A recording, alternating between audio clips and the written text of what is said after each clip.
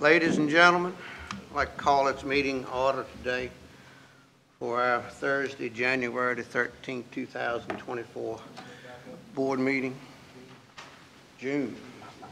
What did I say, January? Oh, Lord, I am way off. I got too many things on my mind. It's June the 13th. I stand corrected. Yeah.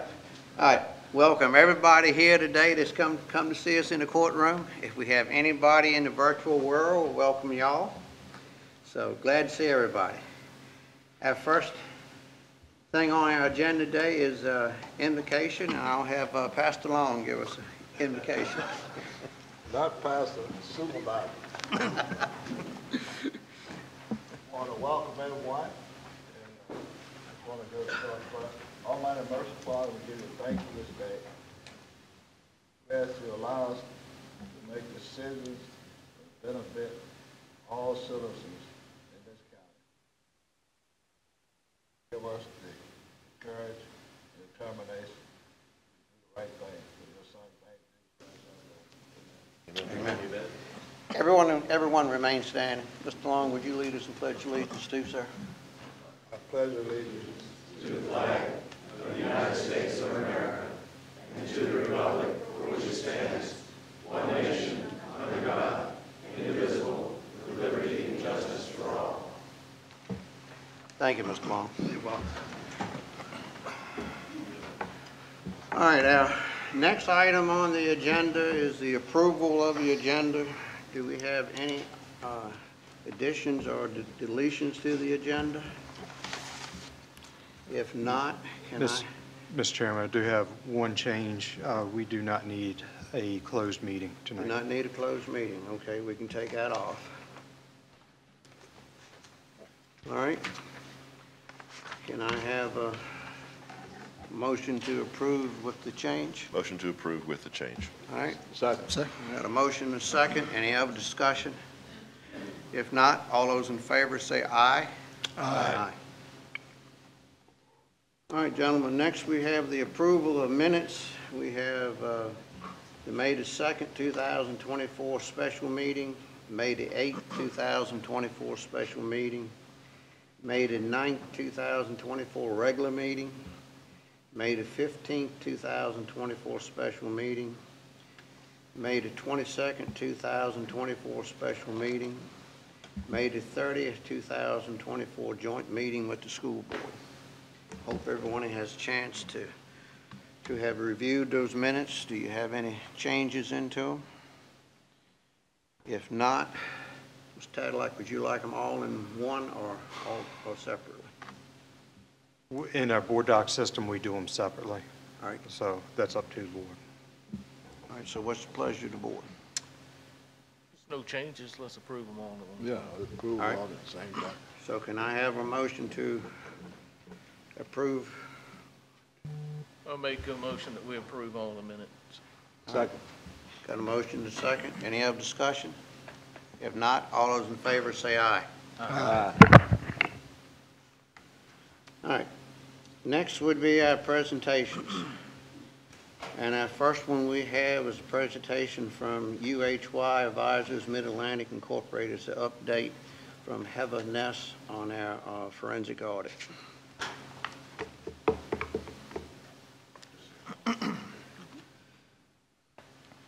Hi, good evening. Jack Regan. I'm a managing director with UHY Advisors Mid-Atlantic. Nice to see everybody this evening. We wanted to give you guys a status update on the work we've been doing around the forensic audit.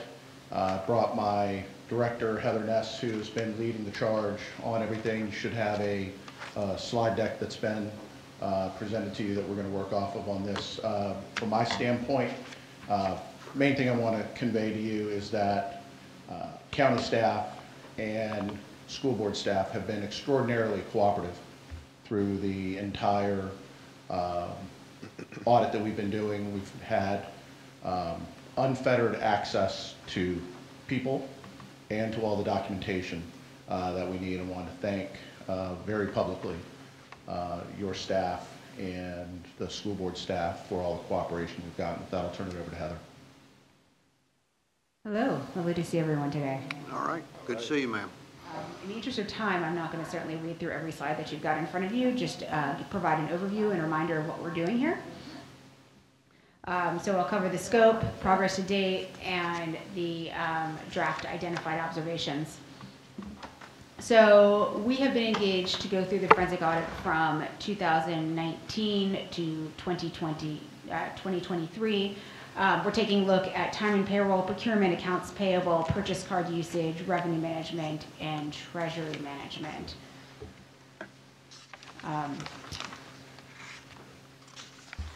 The next slide, slide 5, will show the approach that we've taken. Right now, we are closing up our field work. We've been through all of our planning, we've done our design, we've had all of our narratives, our walkthroughs complete, all of our risk and control matrices have been complete. We've taken care of all of our initial and actually secondary documentation requests. We've had extensive interviews with everyone multiple times. Thank you, Mary, and others who have sat through multiple interviews with us. And then we are targeting the next week for completion of testing. So what I'll go through today are some risks and observations, but they will be by no means final, so I want to be clear about that. And we are also, at the same time, working through the draft report. I'm hoping to go through the draft report either the week of July 7th or the week of July 14th, but targeting the week of July 14th to have everything to Latrell, go through that, make sure everything's final, and then we'll have the draft report for you. Okay. Now on slide 9, and just want to talk through a couple of risk themes. And as I said, I won't go through the findings in the interest of time with everyone, but you'll have them. What I will talk about are 3 consistent themes. For starters, we have seen absolutely, thus far, I will tell you, we're still going through field, we've seen no evidence of fraud, we've seen appropriate spending, we've seen duplicative financial controls, which is great because sometimes we actually don't see any, and now we see multiple manuals. Everyone has really worked with us, and everyone who's here really understands and knows how to do their job, and we've been very impressed by that. Here's a couple of things to think about, and I think one of the items actually may be on your budget docket, but Jack always calls this the bus, right? The bus rule, and that is, you know, there's so many one-stop shops because it's a small county. So if we look at Mary, who's sitting right there, she's been doing her job for 30 years. If something were to happen with her, there'd be a complete stoppage almost in the way your financials and your bookkeeping are processed. She has so much institutional knowledge, and she's so fast and so good at her job and knows the system so well that there's really no succession planning that's been done for her role. And you've got the same thing going on at schools as well. So our first guidance would be to start bringing someone on board who can start to shadow those kinds of bookkeeping and CFO responsibilities, who can start to take ownership for bits and pieces so that there's a slow transition so that, you know, I mean, Mary, I mean, she's truly, I've never in my entire career, you know, 25 years, seen someone quite like her.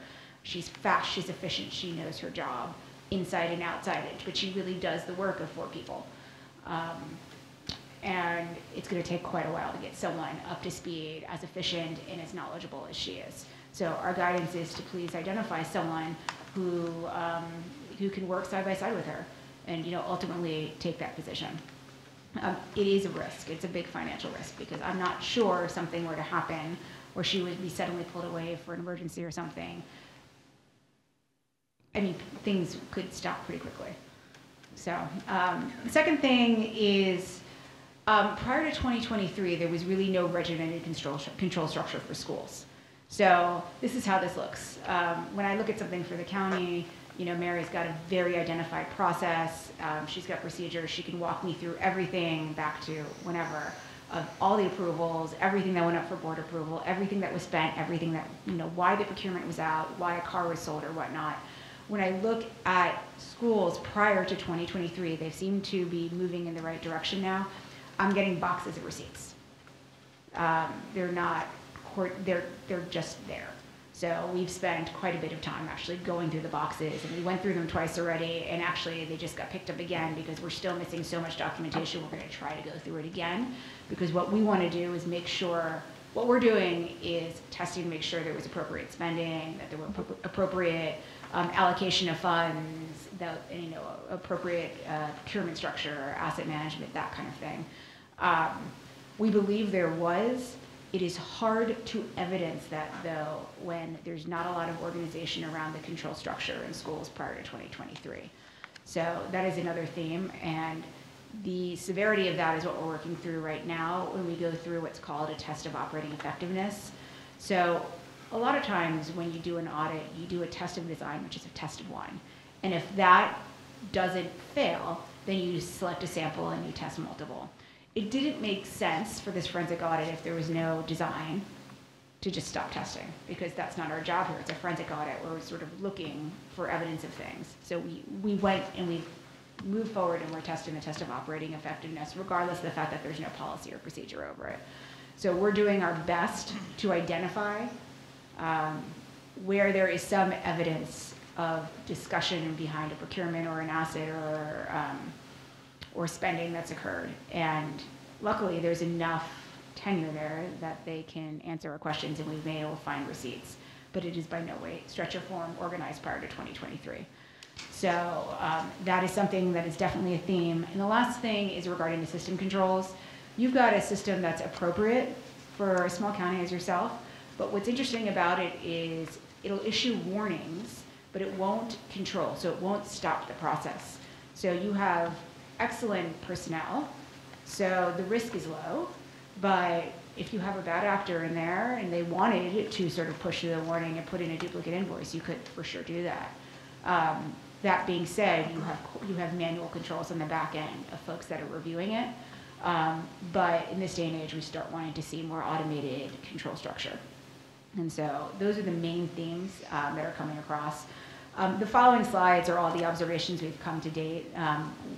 We have not, and as I said, I'm not going to go through them one by one here. You can review them, and of course, Michelle can, give you my contact information if anyone has any questions. But you will see these in the final report. They are very draft. We are working on them with your team to make sure that we have them clear and consistent, and that everyone's responsible and everyone has bought off with whatever the management response is. So what we're doing is we're working with them to make sure that the future changes that have to be made to something like succession planning, everyone's comfortable with the responses. So there's been a lot of back and forth. We meet with your team every week and we go through the current observations and go from there. Yes, we go weekly, both the schools, treasurer, and county. Okay.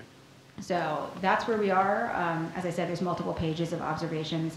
I tried to delineate where they were sort of audit impact and where they were sort of just nice to have efficiencies.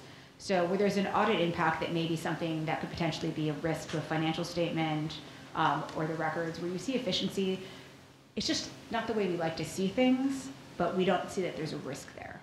It's just, something that you could potentially do better. And so, and that closes out my presentation. Any questions? Any board members have any questions or comments? No? Staff have anything? Ms. Hess, I thank you very much. Ms. Ness, yes, ma'am. Thank you. Take care. Thank you very Lovely to much. meet everyone. All right, thank you.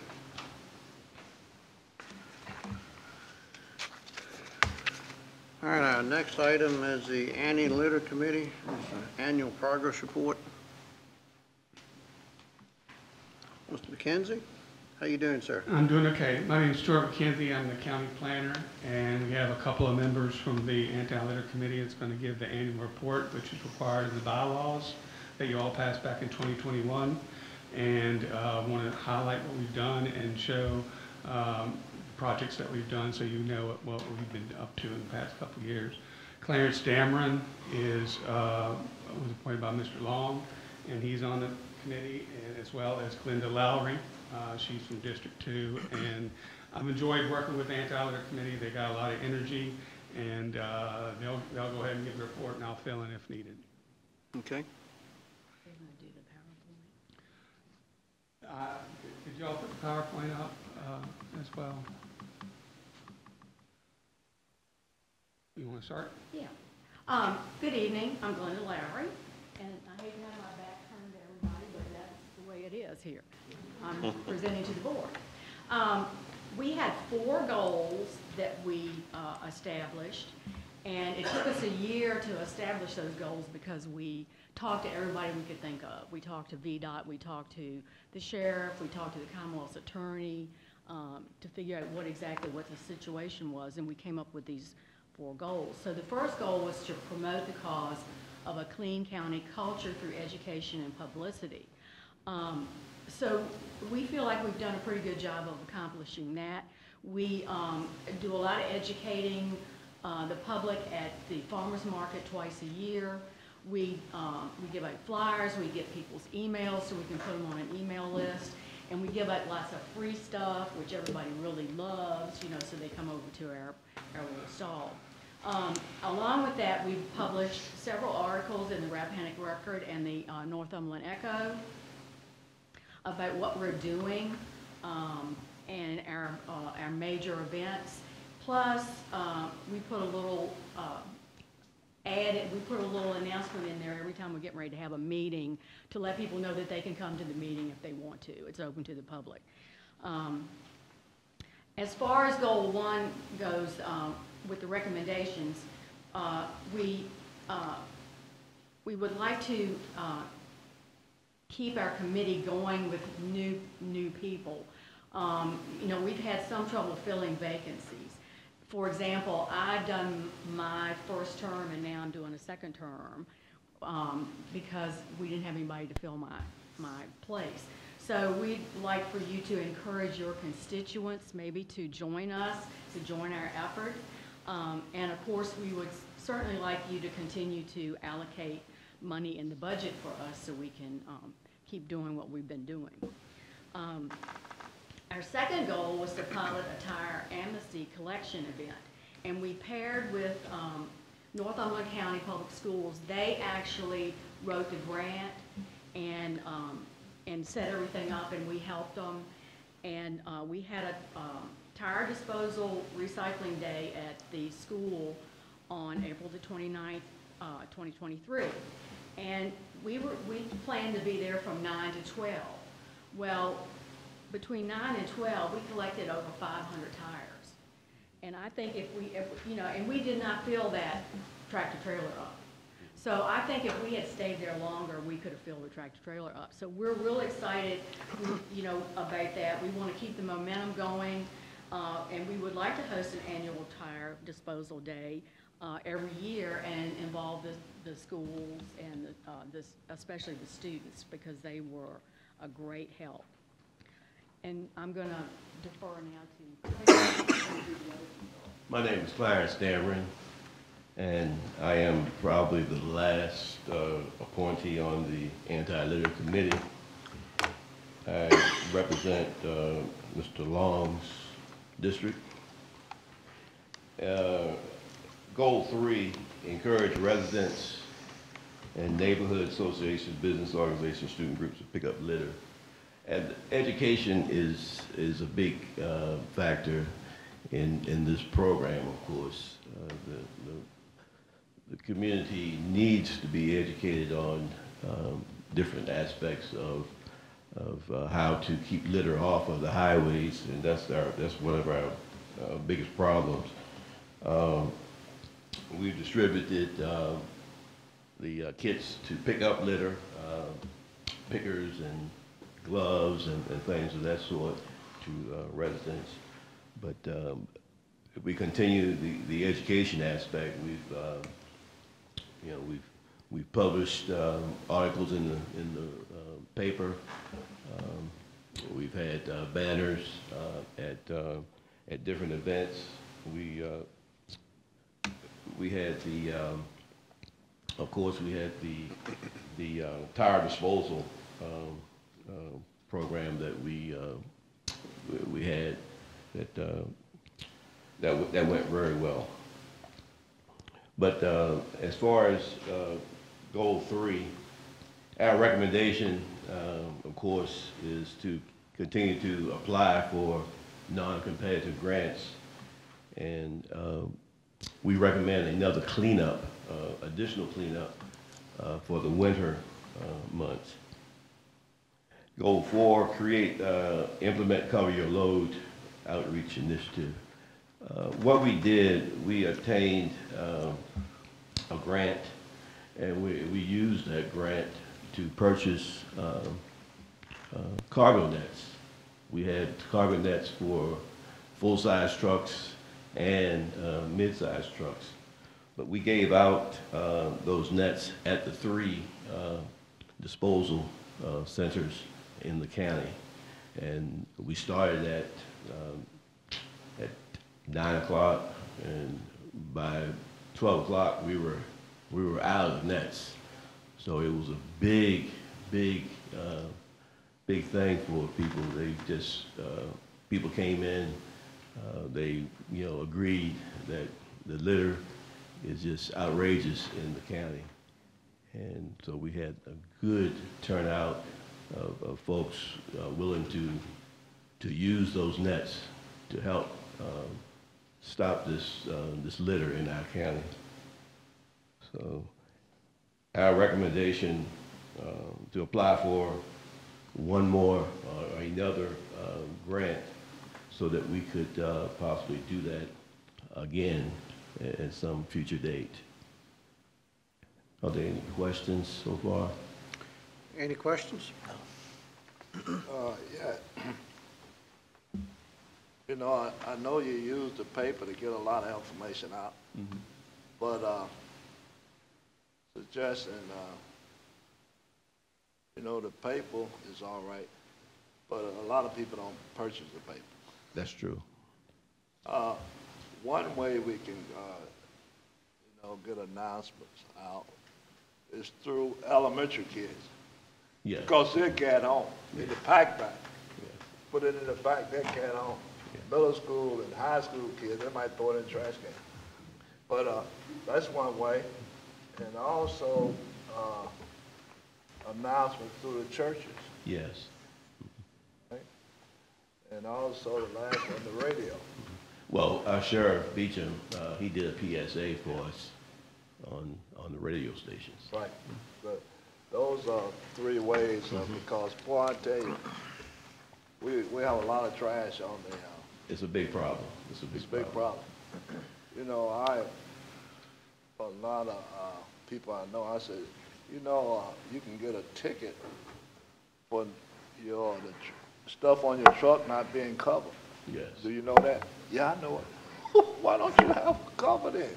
You know, as simple as that, because, you know, I witnessed myself where something flew off the truck and went around my car and damaged my lights. Yes. So, and hey, I'm glad it was my lights, you know. It could have been me.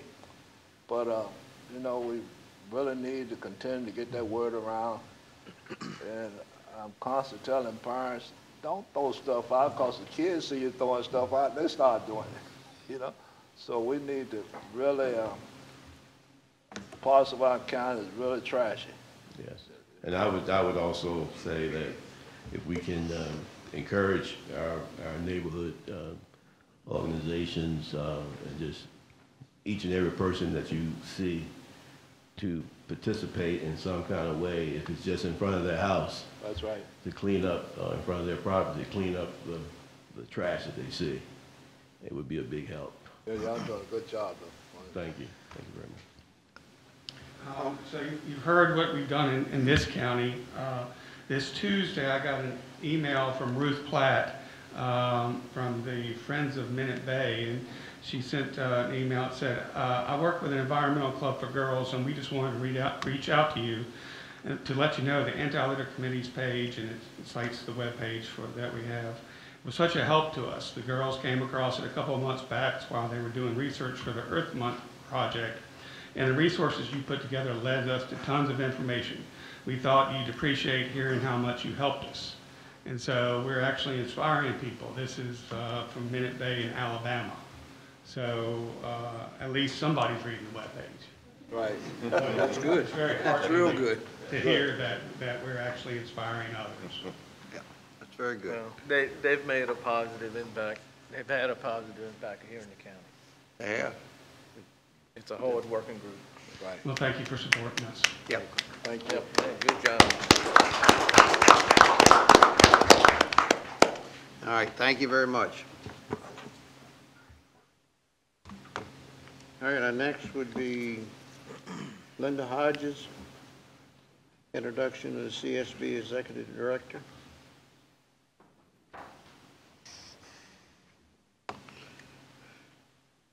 Thank you, Chairman Haney. How you do? I'm well, thank you. And members of the board, also Mr. Tadlock. Did you receive my video and is it working? You know? I did, I think. Okay, we don't need that. Okay. I just want to make sure we have it when we get to it. Okay. Again, thank you for accommodating me tonight. About 2.5 weeks ago, we celebrated our 50th anniversary of the CSB serving the 10 counties of the Middle Peninsula Northern Neck CS community. So with that said, I'd like us to go back, if we would, to the early 70s when the CSB system was developed, excuse me, in Virginia. We were one of the last of the 40 CSBs to be established. But if you go back to the 1970s, I want you to think about 1,700 people at that time that were living at what they called the Petersburg State Colony. That was later, the name changed to Petersburg Training School. And this was an institutional setting for what they referred to at the time, individuals with a mental retardation, with lower IQs. You can look at the bell curve, it's on one side of the bell curve. And individuals often went there from the state to live there when maybe they became adolescents and they were acting out, and the families couldn't manage them, or something happened with the family and the parents were no longer there to take care of them, and they were sent to the Petersburg Training Center where they lived for the rest of their lives. And as I said, during that era, many physicians would encourage parents, if they had a child that was acting out, to place their child there. By the end of the 70s decade, there were about 7 training centers throughout our state. And there was one, now there's one. 50 years later, we have one in Chesapeake with only 75 beds. So I just want to think about, where are those other people? Well, some obviously have passed away, but others are now back in the community from where they came. Maybe not living with family members, but we have 4 residential homes where we serve individuals who have an intellectual disability. And like all of us, they too have hopes and wishes and dreams of their life that could not be fulfilled in an institution like that. At RCSB, they do some very exciting things, and one of the things you'll see in the video in a few minutes, you'll see some puzzles, some jigsaw puzzles that were put together, and they were put together up to 1,000 pieces, mind you, by an individual who lives in one of our residences. Later this month, they're going to have a prom for the individuals who live there, because they didn't attend proms, even if they were in school. They did not attend proms. Many of them have never, up till about 2 years ago, never even stayed overnight outside their home. They never went on a vacation. And our staff has been committed to taking them. They went to the Outer Banks last year. I think they're going to Charlottesville this year. So again, regardless of our intellect, we still have hopes and dreams, and we want to live with family members and have a community. 50 years ago, if you were diagnosed with a mental illness, a serious mental illness like schizophrenia, and the onset of that is about 17 to 32, right when your life was getting started. So you have this onset of maybe hearing voices, your thinking is very confused, right when you think you were starting out in life. At that time, you would have been told 50 years ago, here's some medication for you, take it, Don't expect much out of your life. Don't stress yourself. Go home, and that is the rest of your life. You don't have a life. And 50 years later, individuals with diagnosis of schizophrenia are able to be employed. I just heard on the radio a couple weeks ago, there was an individual diagnosed with schizophrenia that ended up going to school and graduate school, molecular biology. So it has nothing to do with intellect. The medications that individuals were put on early in the 70s, tick-like movements. Your lips would move involuntarily. Your hands would move involuntarily. The medications, you would shuffle. Now we have what we call second-generation drugs now, and there's still some side effects with that, but not like we saw 50 years ago. This is really a huge change. You know, people can recover with schizophrenia. One more story. When I came to work at the CSB in the 1980s, and I was doing discharge planning from Eastern State, I met a man in his 60s. He went to Eastern State at age 8, never left, never came home. He died there. That does not happen anymore because of our partnership and the services that are now in our community. And so I'm here today to thank you in part for that. Because without our partnership, these services wouldn't be available in the community. So can we now show the video? Now we're going to be moving forward a little bit. We have changed our name to Behavioral Health, and this is kind of an introduction to that, if you will.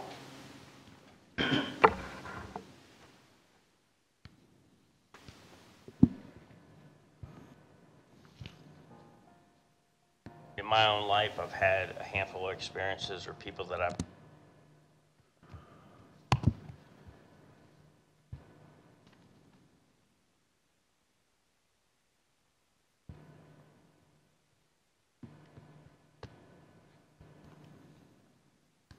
Well, that's coming up. Back in the 70s, when we first were formed, we were the Middle Peninsula Northern Mental Health and Mental Retardation Services. We then went to what you know as the Community Services Board, and now we're, thanks to you, because you supported our name change, we've moved to Middle Peninsula Northern Neck Behavioral Health. And we'll talk a little bit about the reason for that, if maybe. In my own life, I've had a handful of experiences or people that I've met that have made a profound difference and impact on my life. And if I could be that for a handful of people in their lives, that's what I wanted to do. A Community Services Board, also known as a CSB, serves individuals who are diagnosed with a mental health issue, a substance use diagnosis, or intellectual developmental disability. We have in particular 60 services that we offer: case management, crisis stabilization, outpatient, intensive in-home, emergency services. Basically, we exist to be a safety net for those who are struggling with behavioral health. MPN Community Services Board really didn't define what we did or who we provided services for.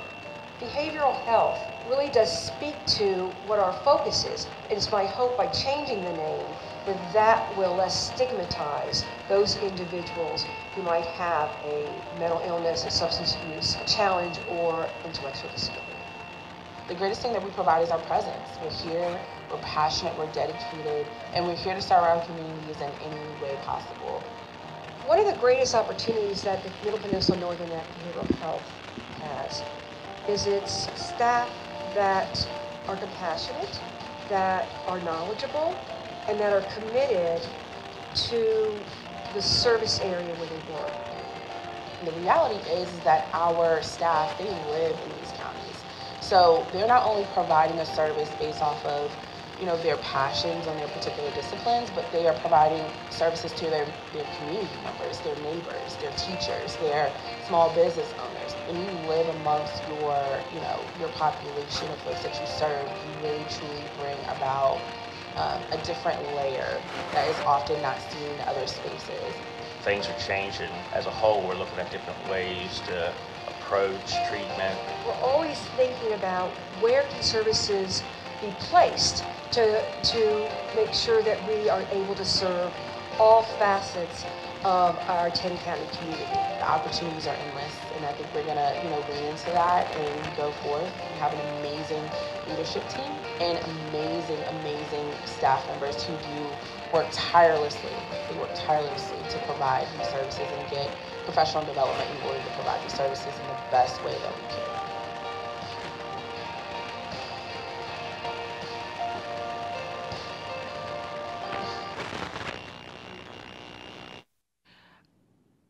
I want to introduce, I'm retiring at the end of June, and I want to introduce the next executive director. But before I do that, I want to acknowledge Mr. Pratt Haney, who is on the board from Northumberland, and he's an excellent board member. He is on the executive committee and was part of the hiring process when Ms. DeVault was hired. But before I introduce that, I noticed that Mr. Tribble is here, and I do want to just say, because I've used his name not in vain, many times, that I've been around since the 1970s, certainly when he was congressman, but then as he transformed CNU. And what I have said many times, I'm on the school board in Matthews, he had a vision with CNU. He was very clear-minded. He got some pushback, not always good publicity, but he knew where he was going with that school. And if anybody has been down there before Mr. Tribble became president, is down there now, you can see the transformation that when a person has a clear mind and the supports, what can happen. And I say that often to the leadership team at the Community Services Board, and I say it lots of time to actually when I'm campaigning for school board, that it's not easy sometimes when you're in it, but when you, again, anybody that's walked through CNU sees the wonderful transformation that he spearheaded. So I just want to thank you very much for that. So now I want to get to the real reason I'm here is to introduce Melissa DeVault, who is going to be the next executive director. She comes to us from District 19, which is another community services board, and actually that is where Petersburg Training School was before they closed it down. And that's where Central State is located as well. So she is very knowledgeable about our community services system. And I know that there'll be a great continuing plans and a great future for our agency. So I just want to introduce her and turn it over to her. Good evening. Just take a minute or two and let you know that I'm really excited to be joining the MPNN Behavioral Health Agency and collaborating with all of the communities that we serve, really getting out and meeting with community members and our community partners to understand the needs and work collaboratively to address those needs and ensure that we're doing everything we can to meet our mission and our goals as well. And you know, as Linda said, we have great partners in the community and great partners here in this county as well. And I look forward to it. All right. Any questions for us? Board members have any questions? Thank you. All right, Thank you. Thank you so much. Thank you. Well,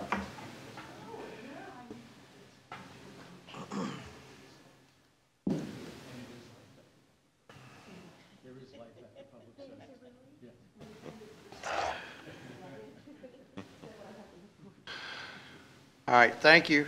And I hate to see you go, but I know you need, I know you want to retire.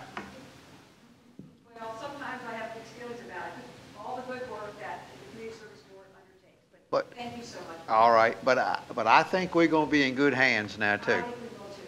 I think absolutely. All right, thank you. Thank you so much for your time tonight. All right, next is the update from Northumberland County Schools. Ms. Booth, good to see you again. Thank you, likewise. Good evening, gentlemen. First, I'd like to share the superintendent's report.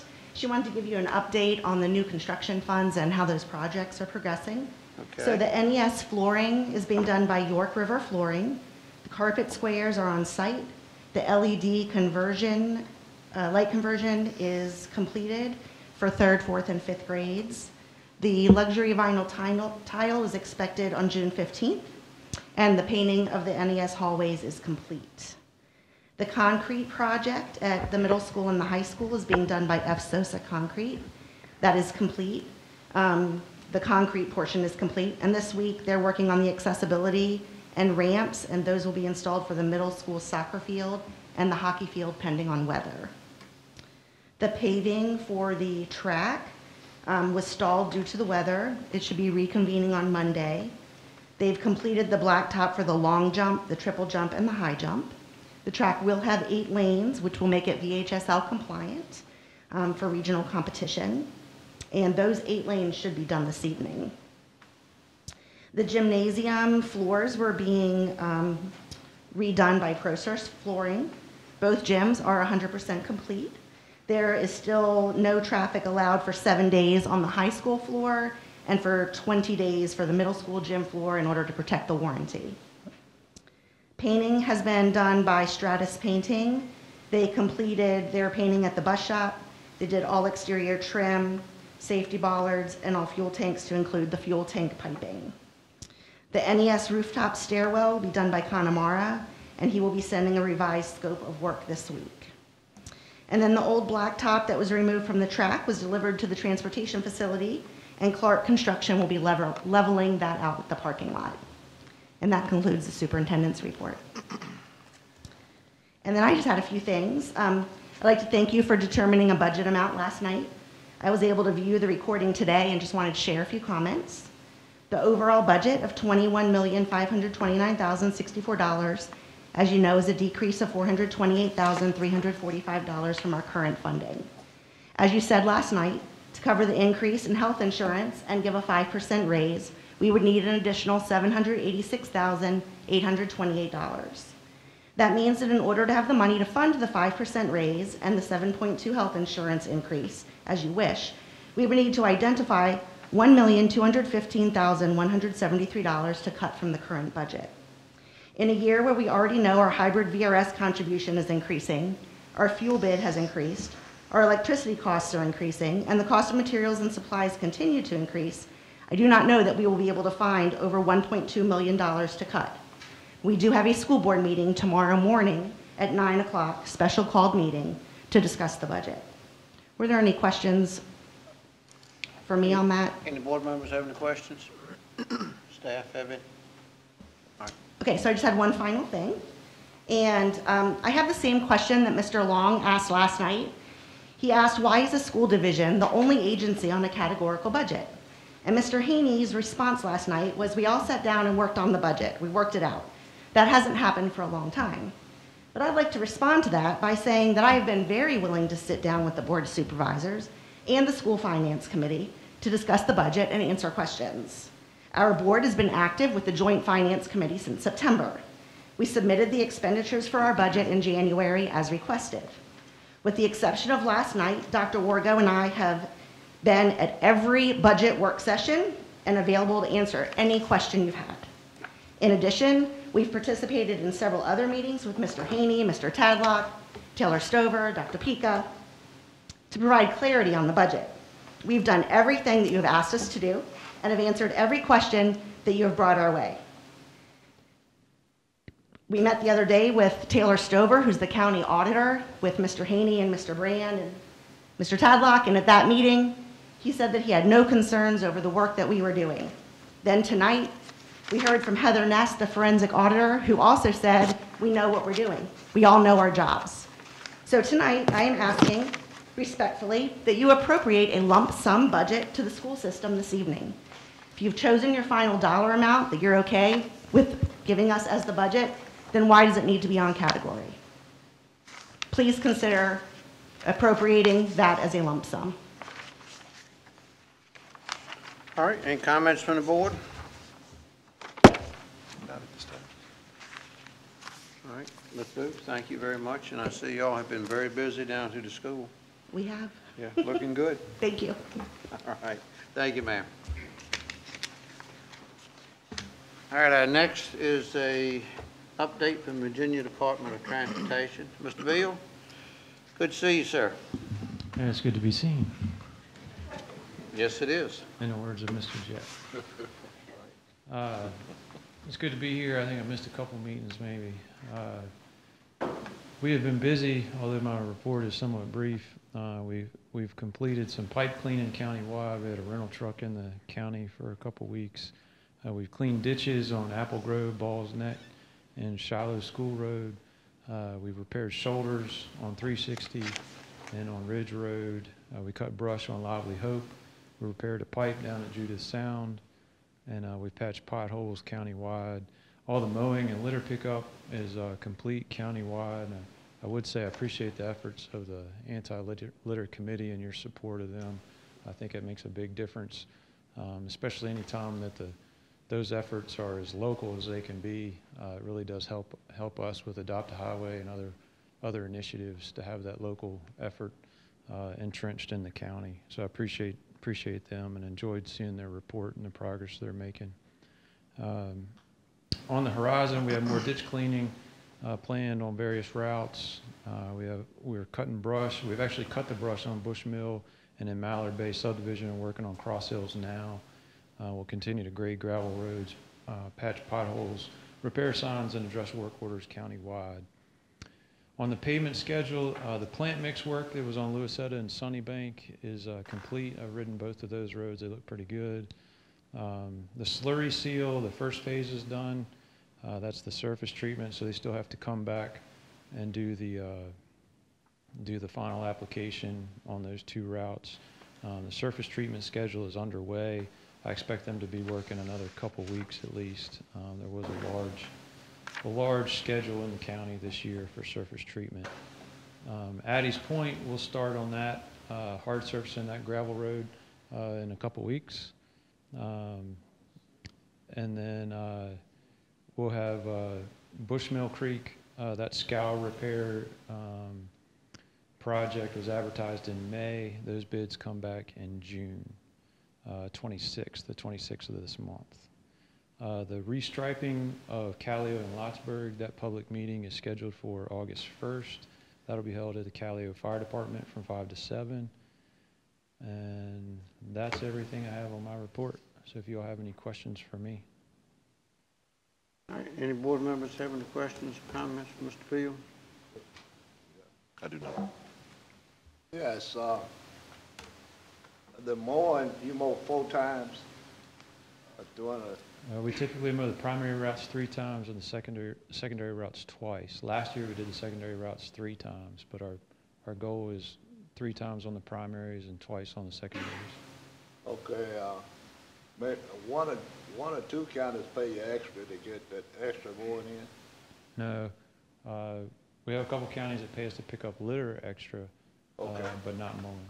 Okay, pick up litter extra. Yeah, and in the Fredericksburg area, some of those counties will pay for what we call manicured mowing, where we have a contract to use zero-turn mowers to do something like you do your front yard, where they want the, maybe entranceway or something to look nicer than what we do with the bush hog. But no other localities in the Northern Neck pay for extra mowing.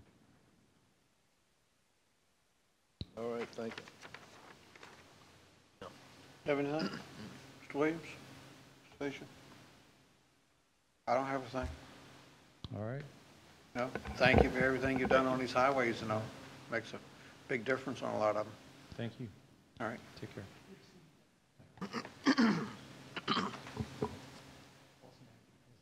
All right.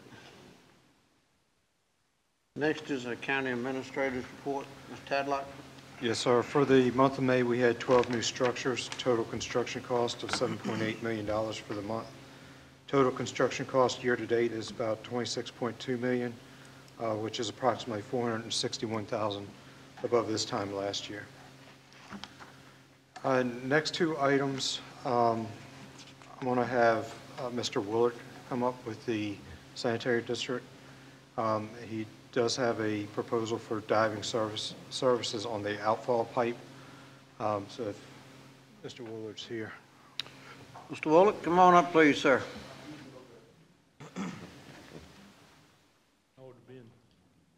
Good evening. Good evening. Did you have that? They do have it in their packet. So it was a revised quote for $5,985 to do diving services. So I'm not sure if you have any specific questions for Mr. Willett. There was some additional information that he did provide, and we provided that to the board. Remind me what the original quote was again. It was $650 more. They took 10% off of the. 10%. Do you all have any questions in what I presented in that report? You think this is necessary? I do. For one, to clear the air, to make sure that, you know, once we get a complaint, we can tell them exactly what's going on. Mm-hmm.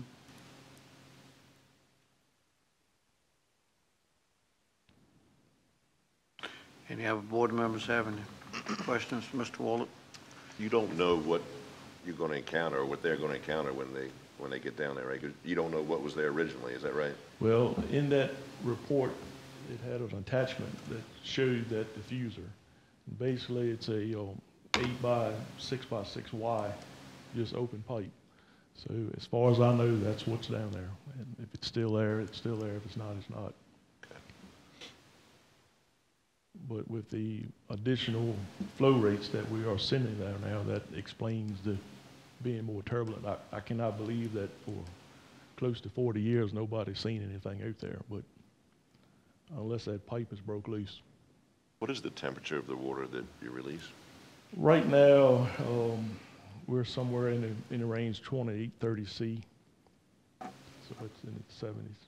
Yep. That original pipe was what, cast iron? No, it should be the same ductile iron that was that we had the issue with in Cockles Creek. Okay. And what's the usual life expectancy? It's everything they claim is 50 years, but that's in the ground, not exposed to salt water. Well, that's a question there. Correct. Is that diffusion box something that would need to be fabricated if that needed to be replaced, or is that something that's on the shelf somewhere? It should be something on the shelf. It's more or less just like a rubber duck bill that you would put on the end of it. We would need 2 of them if that Y is still there. You don't have anything physical that tells you if that's working or not working now from the surface? No, sir. No, sir. So it could be working or it could not be working? Correct. And what does that actually do underwater? It's just releasing the treated effluent from the wastewater treatment plant. It's just a discharge point. Opens and closes? No, it's a straight pipe. Straight pipe. Straight pipe. What is it supposed to make a spread with it? It's supposed to carry it in 2 different directions. Yeah, spread it out a little bit, okay. And if your pump that's pushing this water is functioning properly, should there be air mixed in with this water? Well, what you have is that when these pumps shut off at the wastewater plant, we've got a vacuum breaker there that keeps the wet well from siphoning, because at very low tides, we experience a siphoning, and at a high tide, we don't. So we had to put a vacuum check. So when that pump closes, that vacuum breaker opens and lets air in. So then the next cycle, we've got air coming to the creek.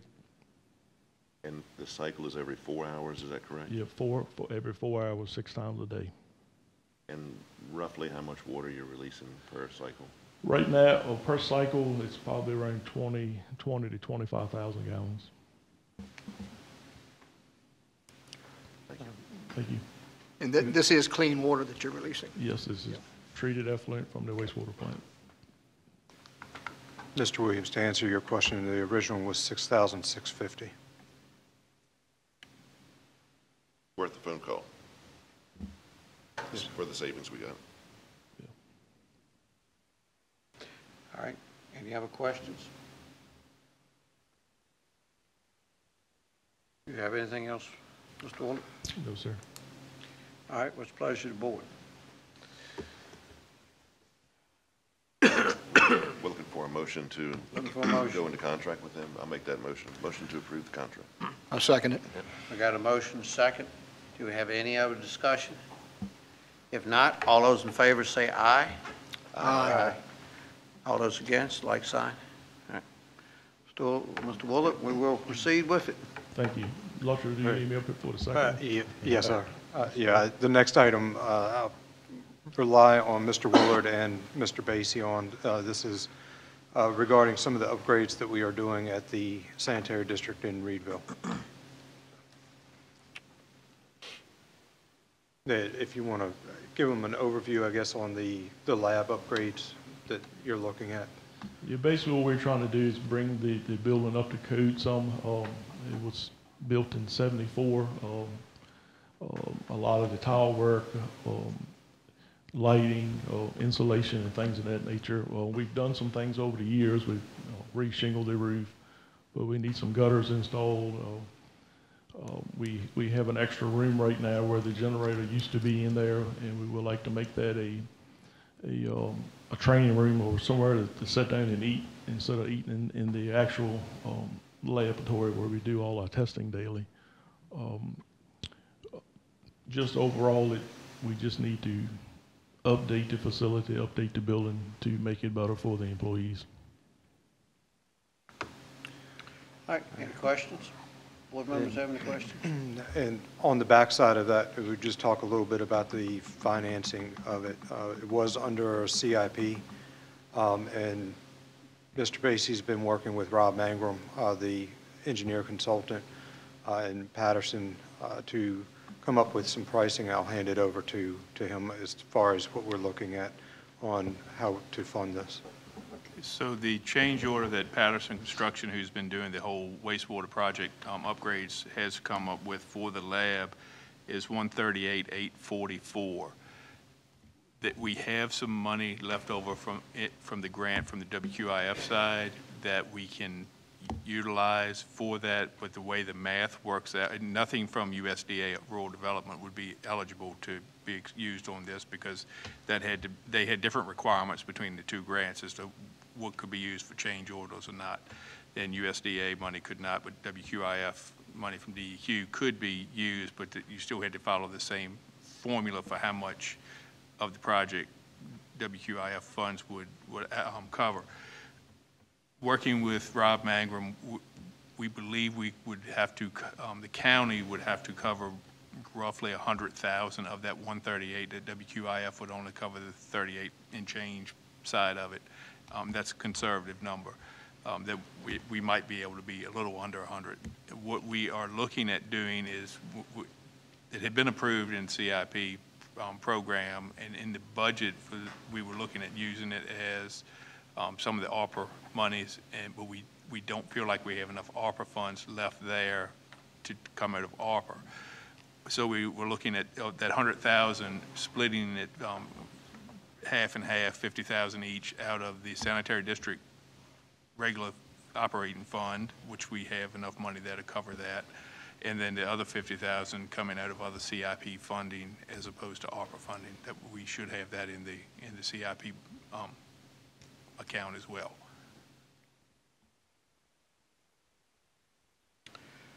All right, any questions from Mr. Basie?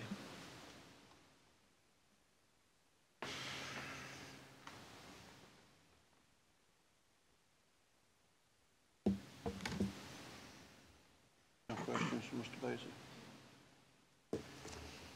You need action from us today, or? Yes, sir.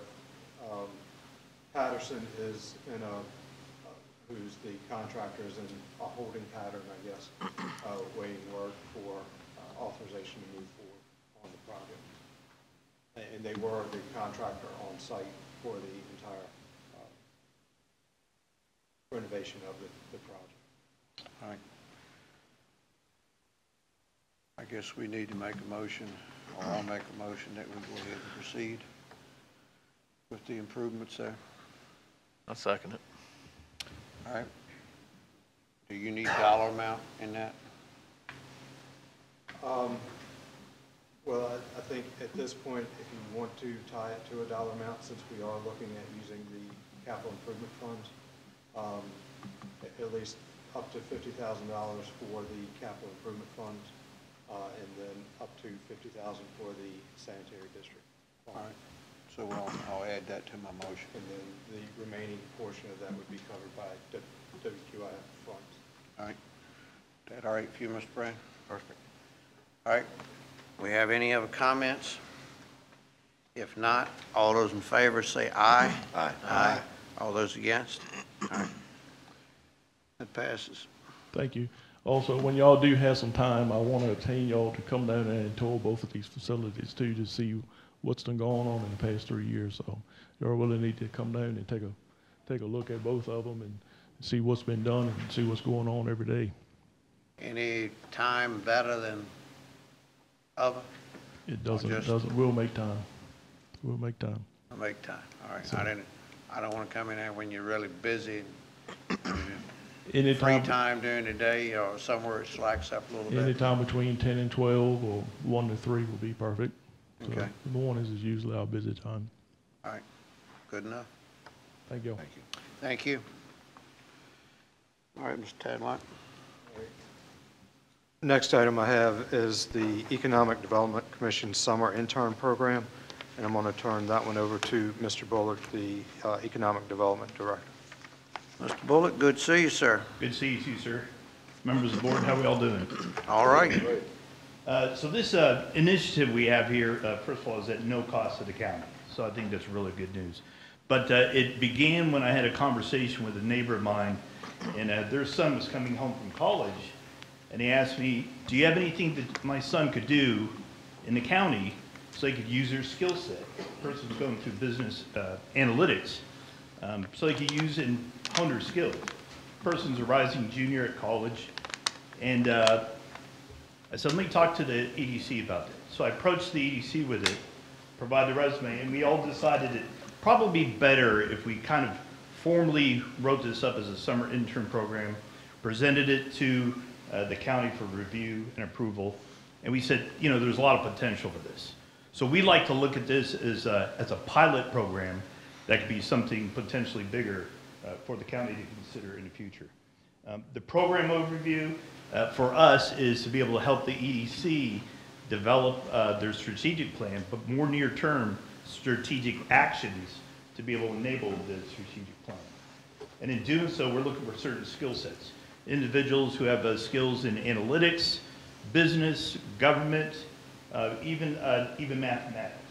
So they could have a broad skill set so we could tap into their resources, what they're learning from the curricula, and also be able to apply it to what we need to accomplish. Some of the specifics about the program, looking to make it all summer long. So potentially we got more than one summer intern. It'll be like an 8-week program. However long they could work it out. They will have to, they can work from home. They will have to work from home. There's no office for them here, of course. But they have to meet with us at least one time. And at the exit, they will have to provide a presentation to myself and the rest of the Economic Development Commission on what they did, what their findings are, based on the goals that we set out on. Eligibility, we're looking for college juniors seeking degrees in statistics, analytics, marketing, business, government, or combinations thereof. The reason we chose that junior, the rising juniors, that's when they're starting to begin their specific goals or their specific curricula, and not just the regular college curricula that everybody has to go through. That's pretty much a good summary of what we have for this. I see a lot of potential, if this pilot works well, that we could open this up for other agencies within the county to be able to introduce this. It's also a good opportunity for us to be able to keep these college kids back into the county, so when they graduate, they could see some benefit and see some things that they're able to accomplish here. Give a good sense of exploration and see what we have. That's all I have for my presentation, but I'm willing to entertain any questions you may have. Any questions? The only thing I got is the ad that was emailed to us promoting Northumberland County. That was very professionally done. You're talking about the ad, sir? Yes. Yes, I'm glad you liked it. Yeah. Is that on the county web page for the citizens to see it as well? It is not. I don't know if that's. I'll see if I can get it. I have a link to their development website, so it's a little bit choppy when you see it, but I'll see if I can get that, and we'll get that posted on the website for sure. That was really good. Yeah, it was. It was Little side note on very that good too, ad. sir. The good news was they aired it every 10 minutes at that particular site, so. Okay. So just tell everyone where that site was. It was in Richmond, Virginia, at Capitol Ale House, kind of outside of Short Bump area. And we also have it in Fredericksburg. We have some in Woodbridge, and we also have some running as well in Alexander, Crystal City area. And they're running gas pumps as well too.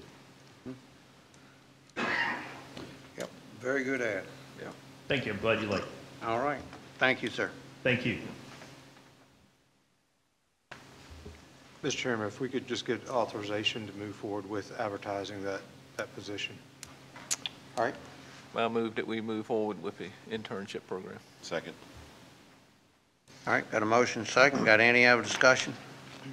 If not, all those in favor say aye. Aye. All those against? All right. There you go, Mr. Bullock. Thank you, sir. All right, next item I have, each year the county needs to request a waiver from the State Board of Elections due to the area located in Kilmarnock. Mr. Schlater is here this evening in case you have any specific questions. But this is, I think, the third year that would be requesting this waiver. It's basically the same thing we've done every time. It is, yes, sir. So it's really no change. I don't believe so. I believe it's the same waiver request. Yes, sir. Anybody have any questions or comments, or can I entertain a motion to approve? To approve. Motion to approve. Second. I got a motion and a second. Any other discussion? If not, all those in favor say aye. Aye. There you go, sir. Thank you. All right. Next item I have is we piggyback off of the school fuel bids.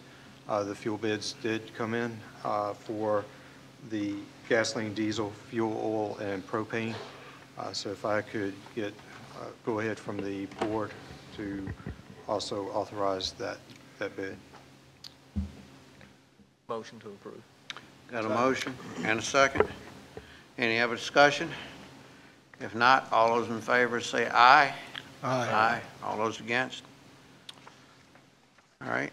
Next item I have is I've been provided a copy of the personnel policy. I don't know if you have any specific questions related to that personnel policy, or if we were looking to try and get that implemented July 1 of this year to coincide with the new fiscal year. If you're still reviewing it, that's fine. We can look at it, discuss it later, but I wanted to check to see if there was any questions, and if not, if we could move forward with that. Has everyone had a chance to review the policy? Any board members have any questions or comments? If not, I made a motion to approve the personnel policy. motion to approve. I'll second it. We have a motion and a second. Any other discussion? If not, all those in favor say aye. Aye. All those against? All right, there you go, Mr. Tadlock. All right, next item is the VMRC abandoned or derelict vessel grant contract. We have two of those that we need specific action on. The first one is related to the $400,000 amount for the boat on Bridge Creek, Lodge Creek, and the Great Wacomico River, and just need authorization to allow staff to move forward in signing that contract. Motion to approve. I'm sorry. Good. No, go ahead. Motion to approve. I got a motion and a second. Any other discussion? If not, all those in favor say aye. Aye. Aye. And the second one is for the same abandoned or derelict vessel grant. And this one was for the Mr. Williams specific boat. And that one we would need approval, but retroactive for May 9th for that board meeting. Motion to approve. Got a motion. Do I have a second? Second it. All right, got a motion and a second. Any other discussion? If not, all those in favor say aye. Aye. Aye. I abstain. And Mr. Williams abstains. What happened to the one up on Lodge Creek? That, I believe, is in this second, or the first, at 400,000. There's 2 boats there, 2 or 3. That 400,000 was 3 boats. The one on Great Wacomico as well? Yes, sir. Okay. Bridge Creek, Lodge, and Great Great Wacomico. Yes, sir. Good. Next item is we did receive the funds for the reimbursement from VMRC on the first derelict vessel grant in the amount of $15,423.03. And that's a supplemental appropriation we need approval on. All right, what's the pleasure of the board? Motion to approve? Motion to approve. Do I have a second? Second. And a motion and a second. Any other discussion? This is for the project at the end of Reedville? Correct. Yes. Uh-huh. All right, got a motion and a second. Any other discussion? If not, all those in favor say aye. Aye. I abstain. All right. Mr. Williams abstains. Next item I have is recently the Board of Supervisors held interviews with engineering and architectural services. The way that the RFP was written is that the board could select more than one firm based off of the type of services that were provided under the architectural or engineer providers. Out of the ones that we interviewed, the board was looking to move forward with HDH Associates, Crabtree, Rohrbaugh and Associates, and Hill Studio. So I would need action by the board to enter into a contract with those 3 individual firms. And just for clarification on this, as we enter the contract with these 3 firms, we don't have to pay them anything unless we request some type of service from them. That is So correct. there's no retainer fees or no upfront costs, it's only as we need them. These 3 firms did not require any type of retainer fees, and it is based off of the project. Okay. All right, so what's the pleasure of the board? I move that we go with the 3 firms. All right. It's I been got a recommended. second. I got a motion and a second. All right, any other discussion? If not, all those in favor say aye. Aye. All those against? All right, motion passes. All right. The next item I have is the county follows the state holiday schedule, and this year the courts from time to time add additional days. This year the courts have added Friday, July 5th, Thursday, December 26th, and Tuesday, December 31st. And attached in your memo is the order from Judge McKinney closing the circuit court office, and I was just asking if the board would like to close the county offices as well. I feel that we probably ought to go ahead and follow along with the judge's wishes, because it's the 4th's on a Thursday, July the 5th's a Friday. Nobody's going to want to come to work anyhow. Everybody's going to be gone. Vice versa on the other holidays, Christmas and all, so we might as well just go ahead and follow suit. That's my motion. Second. I agree. All right, I got a motion and a second. All those in favor say aye. Aye. The motion passes. What else you have, Mr. Tadlock? Next item is a memo from the Planning Commission, and I would ask Stuart McKenzie to talk to Mr. that McKenzie? memo. Get to hear from you again tonight, sir. Yes, maybe even another time. Yes, sir. I think it'll be another time also. At the last planning commission meeting, we were discussing the existing development map, which I had just updated, which is the first map in the comp plan. Basically, I took the 911 data, name field, and anything that looked like a business, I classified as business. There was business, public, semi-public, and vacant. And so a planning commission member asked if I thought that that was a good representation of the businesses in the county. And I told him it was just a desktop exercise and it's not really any scientific. I was just looking for names, and some of those names haven't been updated in a while, so I didn't think it was a very good representation of the number of businesses. It was somewhere in the number of 400 or so.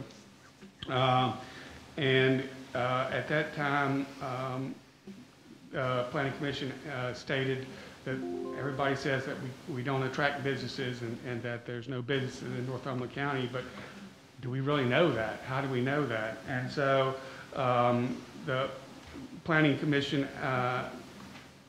wanted to know if they could look into and analyze the feasibility of a business license in Northumberland County. I talked with Todd about that, and he said that Richmond County and Lancaster County do not require business licenses. Westmoreland County and Essex County do require business licenses. But the thought was that if we had an annual business license, then we could start gathering data on the number of businesses and whether that number goes up and down. And yes, it's an additional burden on a business, but it would be a relatively negligible fee. And that way we could, if we knew what type of businesses, the majority of what we have, sectors that we could actually outreach for. And I know this is kind of overlapping with the Economic Development Commission, but they thought it was important to ask you for permission to analyze what kind of advantages and disadvantages would be for a county business license, and then give you all a recommendation. Of course, you all can act however you want to, but we need to ask permission to undertake this analysis. All right. You're going to be looking for any business, home-based businesses, right on that. Now, how would you be finding all these little home-based businesses? Well, you know, I think that would be, I mean, obviously there's going to be some businesses that are not going to want to, for whatever reason, register or some, we're not going to get 100% of the businesses in the county. That's understood. But the fact that a lot of our businesses are home-based. There's a lot of people that mow grass. There's a lot of people that, contractors that work out of their house and things of that nature. And I mean, the way that would benefit them is that we could outreach and try to do things that might ease their job or network or some ways to help them expand their businesses and perhaps reach more clientele. Mm-hmm. Would you be looking for, say, all the Northumberland County watermen to be involved in this?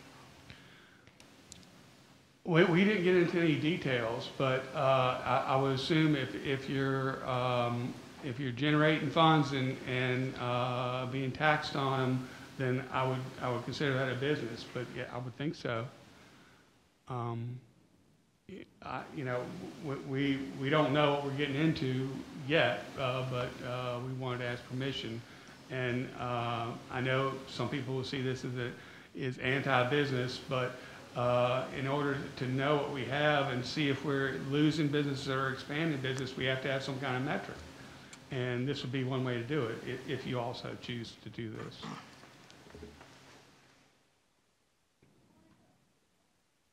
And fees, any idea on what fees would be? Just anecdotally, Westmoreland charges $35. And it's not really intended to be a money-making. The administration would probably use most of the fees. It's not really a revenue-generating endeavor, more than likely. I mean, unless we charged a large fee like $50 or $75 or something like that. But and we just want to look at it and give you the information. It's not that we're going to recommend a fee or anything like that. That would be up to you, of course, and Todd. I don't see where it could hurt allowing them to analyze further. It's going to come back to us later to. Right. Yeah, all we would do is make a recommendation. Right. I agree. Yeah, I guess a little bit of investigation doesn't really hurt. Is that pleasure of the board? Yes. Yes. All right, so you want that in the form of a motion? All right. So, I'll make the motion to allow them to move forward with that, with analyzing. Pros and cons. Yep. all right, Second. we got a motion, a second. Any other discussion? If not, all those in favor say aye. Aye. All those against? All right. Thank you. Go ahead, Mr. McKenzie. Am I next? That's the next one is the Assign a Highway Litter Program, and Yes. it's the non-competitive grant. You Yes, do have sir. a memo in your board docs from me, but Mr. McKenzie was going to speak to it. Yeah, the Planning District Commission, the regional government agency, had an Assign a Highway program, which was basically a program that when individuals were assigned community service hours through the judicial system, that they would could fill out those hours, community service hours, by picking up trash. The program's kind of ran its course. In the past 2 or 3 years, we have not had any enrollees in that program, and that's different from Adopt a Highway. Adopt a Highway is a voluntary thing. The Assign a Highway is court appointed, and it's part of the legal system. But we have not been receiving benefits that for a few years, and Mr. Davis with the Planning District Commission decided to end that program. The money that they use for that program is non-competitive money from DEQ Litter Prevention. It is the same grant pool that we got the Cover Your Load grant from, but this is allocated based on the number of road miles and the population. And so we don't know exactly how much money is allocated this year, but instead of the Planning District Commission using it to fund that position, we were going to apply for that now and get money from Northumberland County. And we had talked about a roadside cleanup, doing additional trash cleanup, which Mr. Beal talked about. I contacted him and got an estimate, and it's about $4,000 to do the primary roads and about $10,000 to do all the roads. So we were thinking of I'm not sure that there's going to be enough money. Last year, I think they gave us close to $13,000, but the total cost to do both the primary and secondaries are $15,000. So I'm not sure we get enough money to do that. But when talking with Luttrell, we were thinking about doing perhaps the primary roads and then another project. They require you to do 2 projects. The other project we were considering is up to your discretion, is to do a tire recycling amnesty day. And we could work with the Soil and Water Conservation District and use some money for that, in addition to the road cleanup. We're going to do that road cleanup in the wintertime when the grass is low and when you can see the trash. And so that's what we were asking permission to apply for the non-competitive grant, which we do not know the amount for at least one highway pickup and a tire recycling event. Okay, all right. Board's opinion. And there's no match with this. This is state money that's allocated for litter prevention, so it's no financial obligation on the county. Well, I think we ought to go ahead and proceed with it. Yeah. Take advantage. Yeah. So a motion is to proceed with it, and Second. got a motion and a second. All those in favor say aye. Aye. Aye. Go ahead, Mr. McKenzie. The next one is the non-competitive grant. The grant we just talked about was, what we just talked about was the non-competitive grant. What we're now asking for is to seek permission to apply for the competitive grant, which is the DEQ Litter Prevention Competitive Grant that we got for the Cover Your Load. The chairman of the Anti-Litter Committee would like to do another Cover Your Load event. There seems to be a lot of interest in this, and people that, is there any cargo nets left over? And we're like, no, they're not. And the main part of that is educating citizens that they're supposed to cover your load when you're on the highway for safety and to keep trash out of it. So we would like to do basically the same thing we did last year in the competitive grant and apply for that one as well. And again, there's no match with that grant either. I think that's another good idea. I'll make a motion, we move forward with that grant as well. Second. I got a motion and a second. All those in favor say aye. Aye. Thank you How very you much. go, Mr. McKenzie? Thank you, sir. Mr. Tadlock, you have anything else, sir? That's all I have, Mr. Chairman. All right. Next is committee reports. Any committee reports right now? No, I don't have any. All right. Next would be Board of Supervisor items. We have approval of a check register. Hope everybody's had a chance to review it. If you have, can I have a motion to approve? Yeah, I approve. Make a motion. I got a motion and a second. Who made the second? Second. All right. Got a motion and a second. All those in favor, say aye. Aye. Aye. All those against? Aye. All right, we have 4-1. All right, next would be board comments, and we'll start with Mr. Williams. Nothing for you tonight. No comments. Mr. Law? Yes, tell me how you been, able to come up with the land that we own for the county, in the county,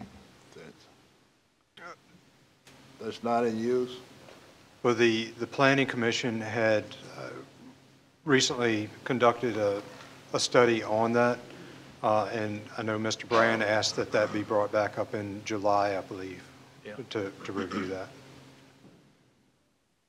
Okay, at one time we had someone going around checking automobile tires, and you know, it's quite a few around the county now that I'm passed by. And also, automobiles that's come along and make a lot of junk around the county. Do we have anybody in that position now? We had at one time a part-time position, and that position was not filled. So that falls back on the building official. Well, I think we need to step it up because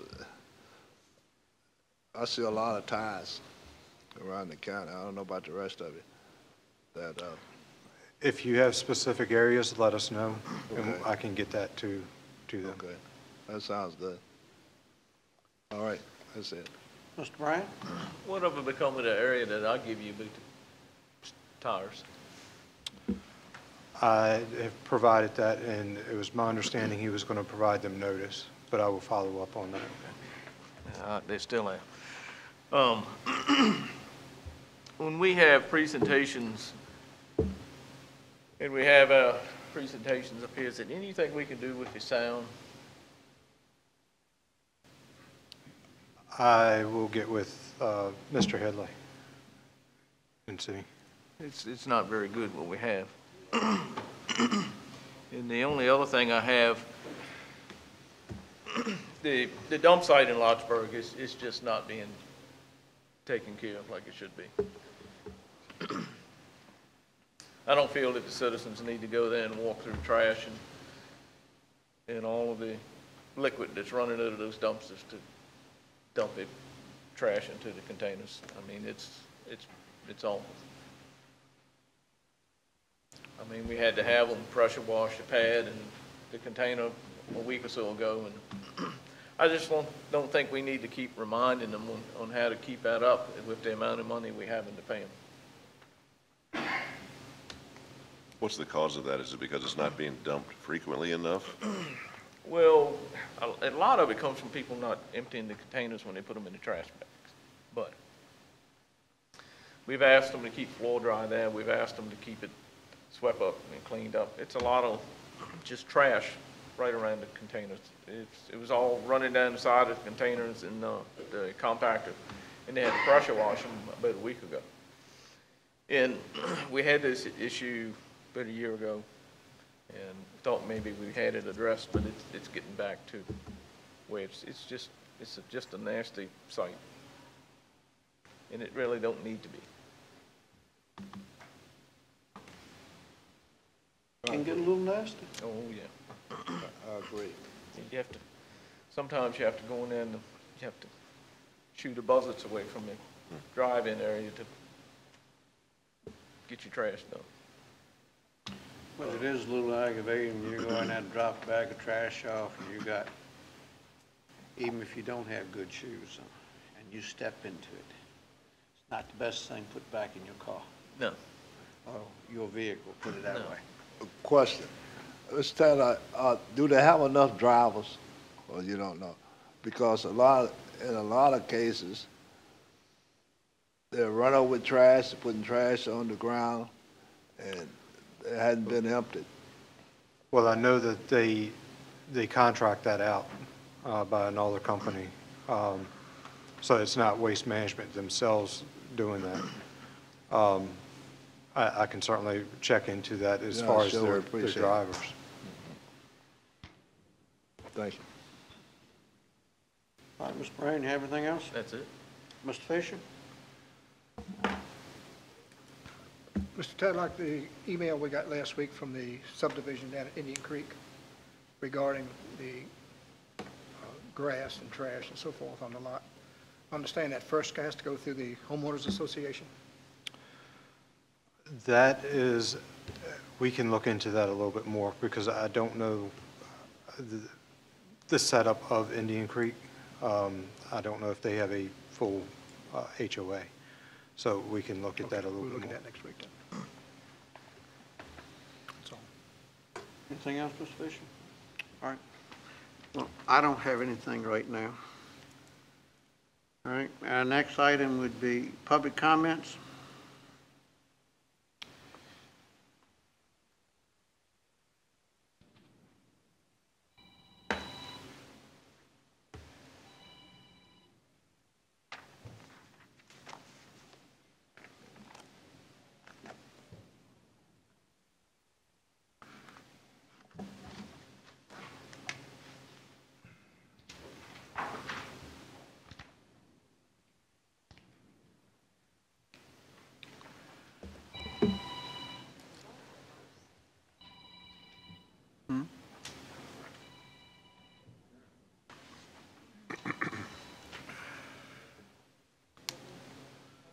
Thank you, ma'am.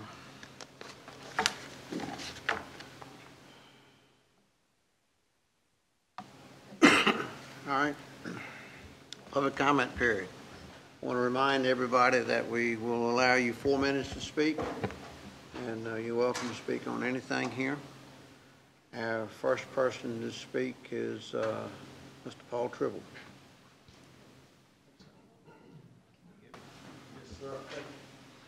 Thank you, Mr. Chairman, yes, members sir. of the board.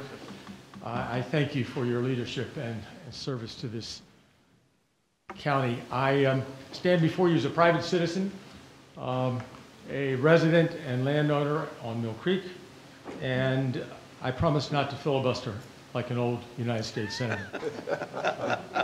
My family has owned property on Mill Creek for nearly 80 years, 4 generations. We placed a conservation easement on several miles of Mill Creek to ensure that the land remains forever rural, residential, and agricultural in character.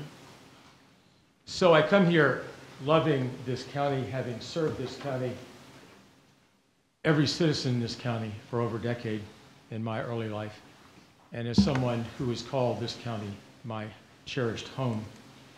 Now, I know you had a lively discussion at your last public meeting with my neighbors who shared their thoughts and their concerns about the pending request. If you look around the room that night, or you look around the room a little bit later, or perhaps even now, you'll see that citizens are overwhelmingly against the proposition that a commercial pier should be built on Mill Creek. Why? One, I would assert that it's unnecessary. The vineyard has operated successfully for many years without a commercial dock. I've traveled there by land and by sea to the restaurant. Secondly, it's absolutely at variance with the character of the Mill Creek community. This property in question is zoned residential for a reason. It was thoughtfully arrived at, considered by the county in granting that designation, and reflects the residential nature of Mill Creek. And thirdly, I think the concern held by so many is, what will this mean for the future? It's one thing to have a sense of what it means today, but where did this lead us? Where does this go as times change and people move on? So that designation is a real concern. Now, if it is the judgment of the board to move forward, that the opposition that's been expressed by so many has not been persuasive, and you believe that in balancing the interests of the county that you should proceed and grant that commercial designation, I would ask you to consider a number of things. First and foremost, reduce the footprint of that dock. It doesn't have to be 8 feet wide, 90 feet long. The important thing for Dr. Jaycee, I believe, is location. And he has a much better location that's in this request. I would ask you to consider the footprint carefully, mindful of the interests of the community as well as the interests of the applicant.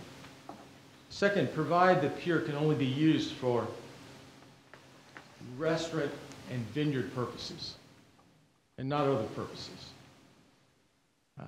Third, provide that the commercial dock zoning or designation cannot be transferred to other parties. I think that's very important as we look to the future. Next, I hope you'll place some real limitations on lighting, the amount of light, the placement of the light, the direction of the light. It's not simply enough to say that light should be focused downward, because lights can be placed very high and focused downward and create a great deal of glare and light. So consider that. If there's going to be a commercial dock, people have to be able to walk safely, I understand. But let's limit that lighting, direct it, place it in such a way that it is a minimal impact on the community beyond. And then finally, there has to be some mechanism to enforce these provisions in the future. I have no question about Dr. Jaycee's goodwill, but people change and times change, and there has to be some mechanism to ensure that whatever conditions you impose are enforced and enforceable going forward. I regret that the community is so divided. I want the vineyard and the restaurant to flourish, but that result is more likely if Dr. Jaycee enjoys the goodwill of the people in the community that surrounds the restaurant and the vineyard. So it would be my hope that if your decision is to move forward, that you would endeavor to balance the interests here and protect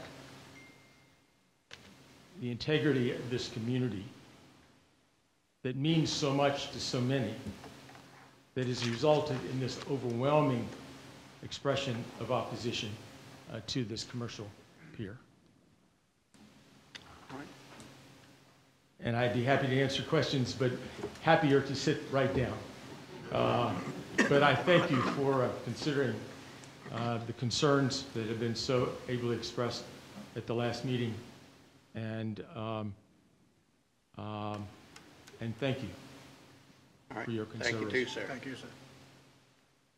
All right, next person is Mike Rasmussen.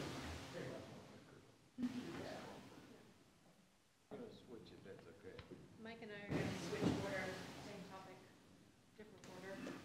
Thank you. All right, would you come on up, please, ma'am? State your name and address, please.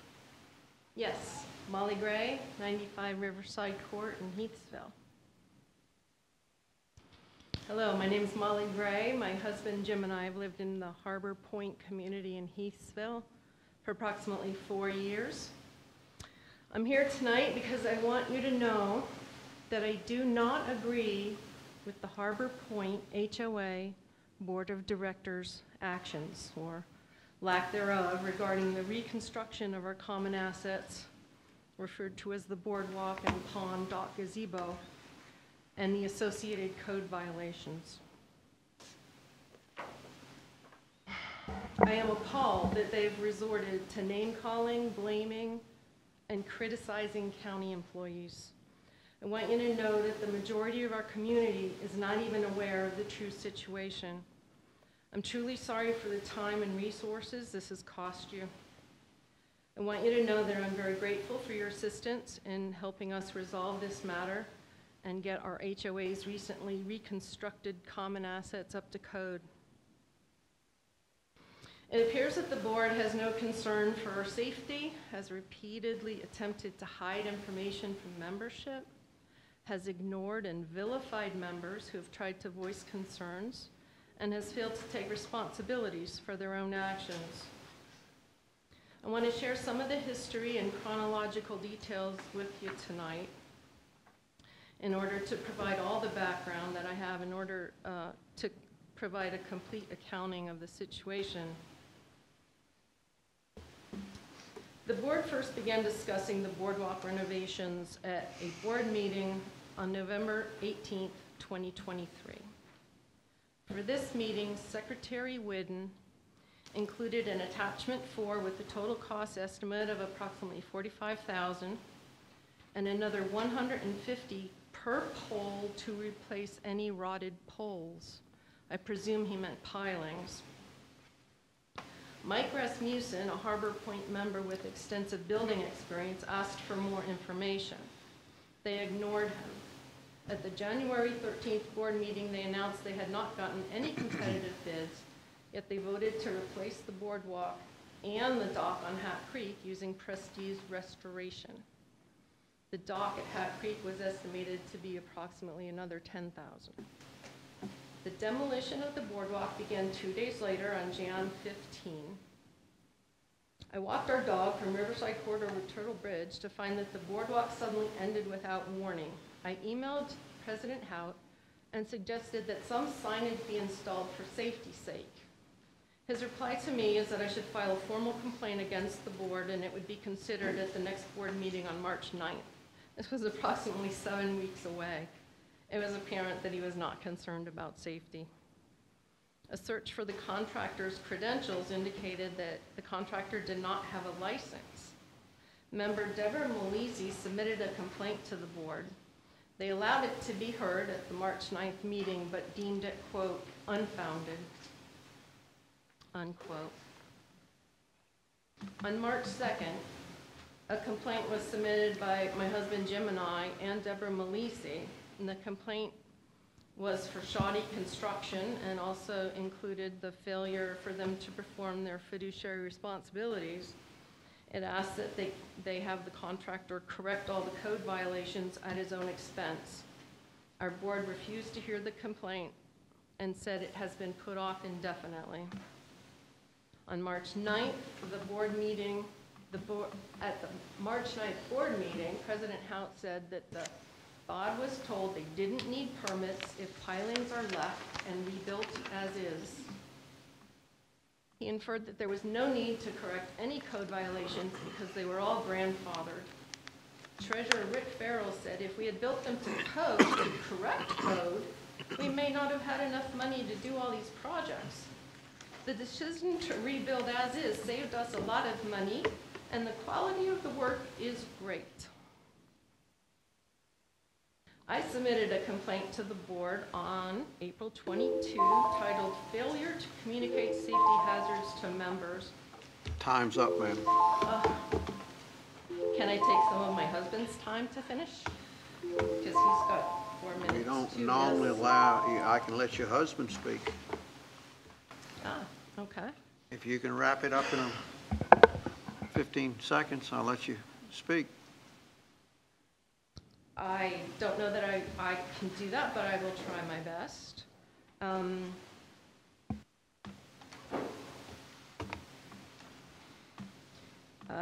So we got a letter from Mr. Plant on the 10th of April, and it was addressed to the board and the members.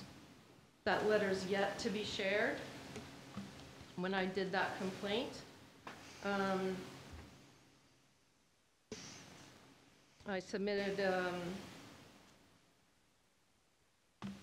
I guess the board finally did share that complaint about a month later. Then on May 14th, Mr. Plant wrote another letter saying he had a compromise. The board has not shared that letter with us either. On the June 8th meeting, I asked why they hadn't shared that compromise with us. Time, ma'am.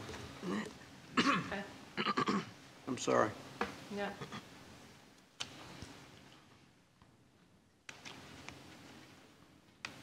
I can finish up now if you want. I'm my husband, Jim. All right. If you want to finish up, Mr. Gray. No, I'm good. Read my last paragraph for me. Okay, I'm good. Okay. Hi, how you doing? I'm Jim Gray. Hey, listen, I spent about 10 years ago, I retired from the military after 30 years, and 10 years now working for the government up in D.C. And I say that not to get any accolades from you, but I say that because this is the first chance I've had to come to a public meeting and speak. We did a lot of moving around in 30 years in the military, and 4 years ago when we moved here, we found this wonderful place in the Northern Neck. And one of the first people I met, the representatives from the county, was Philip Marsden, this gentleman back here, and since got to know Mike Plant, heard about Mr. Tadlock, all great things. Just wanted to echo my wife's sentiments that the board, the county, has been nothing but fantastic to us, and quite frankly, as a member of Harbor Point, I am embarrassed for us at the way they've been treating you. So just wanted to go on the record and say that. And to summarize what my wife was trying to say, and we wanted to go on the record here tonight before this, or as this situation with Harbor Point continues down the road, and hopefully not through legal channels. So my wife just wanted to summarize and say, I want you to know that the Board of Directors of Harbor Point has not been communicating the situation or the facts of the current construction situations at Harbor Point to its membership. Many are not aware of the circumstances, and they feel that the board is not representing them. They are not the majority voice of the other people that live in Harbor Point. Just want to let you know that. Finally, I'm reading through them all. Okay. The Board of Directors wrote to the county saying that the county government has failed residents. My wife and I disagree. I believe that it is our HOA board that has failed residents, and we appreciate the county trying to do what's best in the best interest of the members of this county and Harbor Point. Thank you. All right, thank you, sir. All right, next person is Mike Rasmussen. Good evening, thank you. Good evening, sir. Mike Rasmussen, 81 Beach Point Drive. Unfortunately, when I left tonight, I grabbed a package full of errors and mistakes and misleading facts that the Harbor Point Board of Directors gave you at last month's meeting, so I left my comments at home. So today I'm going to focus on praise and accolades for the employees of Northumberland County. Before I start that, though, Molly mentioned something about the board not having the best interest of the community at heart. One of the things that's in the package that they gave you last board meeting was from Mr. Haught, the president, who says his, and I had a quotation, so I'm paraphrasing it now, his biggest concern, the most critical thing to them was the access to the beach. Thank goodness that Mr. Tadlock, Mr. Plant, and Mr. Marsden had other thoughts in mind, that their priorities were the safety, health, and welfare of the community. Inspector Plant, Inspector Marsden, and Mr. Tadlock, Administrator Tadlock, these three officials have been responsive, genuinely interested and concerned about the health, safety, and welfare of the members. They have been professional, informative, and accessible. This is to the contrary of what the Board of Directors gave to in your four packages, I'll call it. Given the circumstances such as including and misleading information that I've come to learn that they was given to, originally when this first conundrum started, was given to Mr. Marsden, that misleading information led to the Board of Directors in Harbor Point moving forward without the proper procedures. I have no doubt that if they were upfront and forward and gave the proper information to Mr. Marsden, that he would have made the correct decision. I could go on a little bit, but unfortunately I'm doing this contemporaneously or whatever. It's not working for me. So I do appreciate them. They are really, truly to be commended. I've even had emails once or twice, I believe, with you, Mr. Haney. And Yes, sir. I can't thank Northumberland County enough. All right. Please don't bring the politics of other places to this wonderful community. I've been here for 12 years. It was paradise up until the last couple of years. It's been horrible. I know you got a lot going on with this. It can't be dropped. The county has to move forward with it. There's appeal processes, which I've understood that the Board of Directors has set the appeal. There's up to 4 appeals that can be taken. I've also come to find out, I don't have this firsthand knowledge, but they've also filed an injunction for relief to be able to open the boardwalk.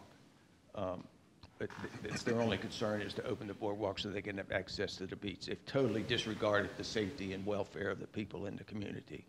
I know you're busy, and this is the last thing I'm going to say, I promise. You need to, if you haven't already, and I'll email it to you, want all the disparaging remarks they made about the employees in Northumberland County in general. They start out by saying they're not here to disparage or make accusations, but then they go through this and disparage and make accusations about 25 times, different accusations, which are really, truly not true. Thank you all for your time. All right, thank you, sir. And if you have questions for me, I'd love to answer them. I don't think anyone has questions right this second, sir. All right, next person is Pat Neal. Yeah, hi. I'd just like to quickly reiterate. Come on up, sir.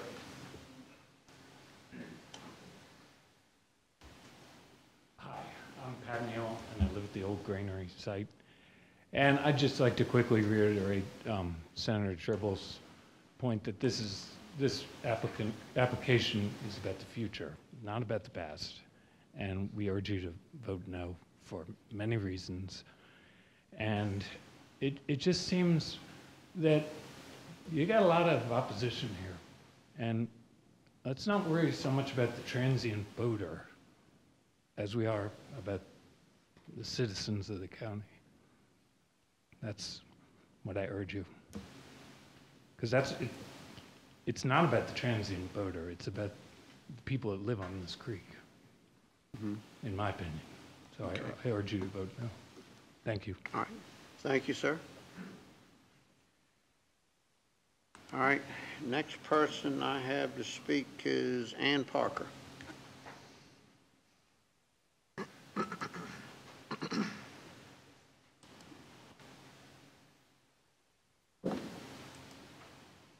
Good evening. My name is Ann Parker, and I live at 330 Highwater Lane. I am the property owner and full-time resident who lives directly across Mill Creek from the proposed commercial pier. I apologize that I'm speaking off the cuff tonight. I did write a letter that I sent with the property records and documents that I had gotten at the courthouse about the history of this parcel of land. And I don't know if everyone received it. I know Mr. Haney acknowledged receipt, but I have a copy if I could.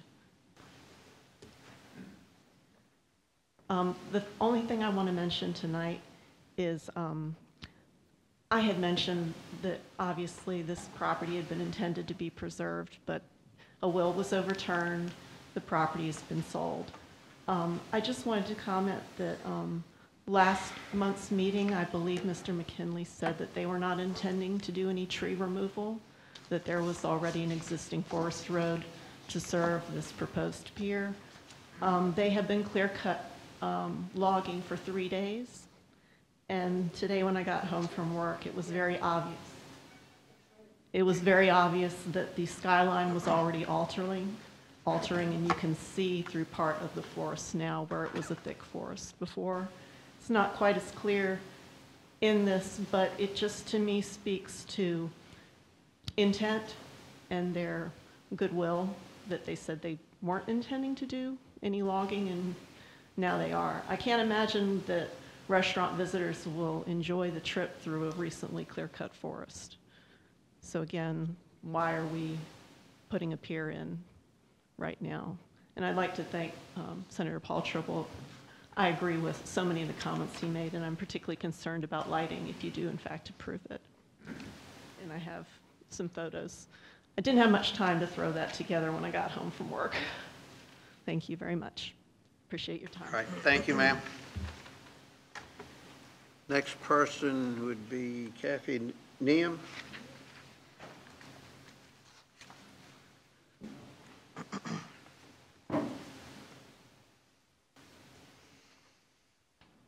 Good evening, Kathy Mann. I'm at 234 High Water Lane on Mill Creek.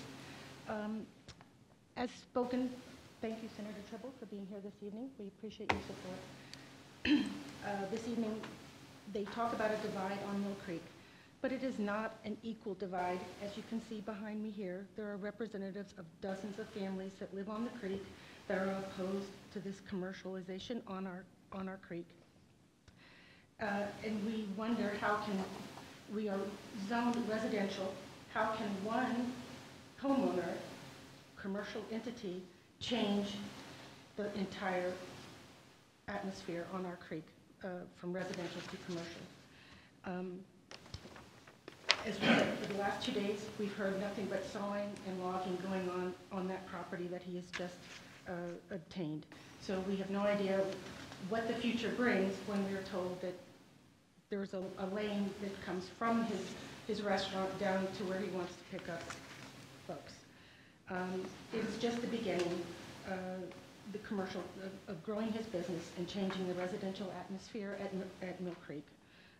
He may not be able to transfer his commercial license, but once it is in place, how can it be denied to the next owner overall? We purchased, it took us over a year to find the right property, and we love Mill Creek and the peace and quiet it brings. We like to see boats come and go on the creek. And so far, his business, I guess, has been doing fairly well with the 7 residential docks that he advertises to welcome people to come via dinghy to enjoy his vineyard.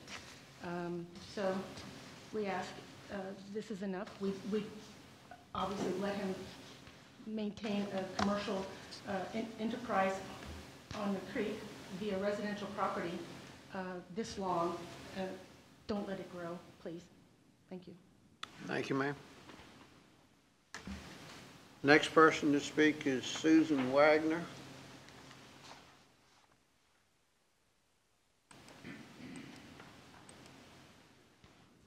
Hello, thank you for giving me another opportunity to address you.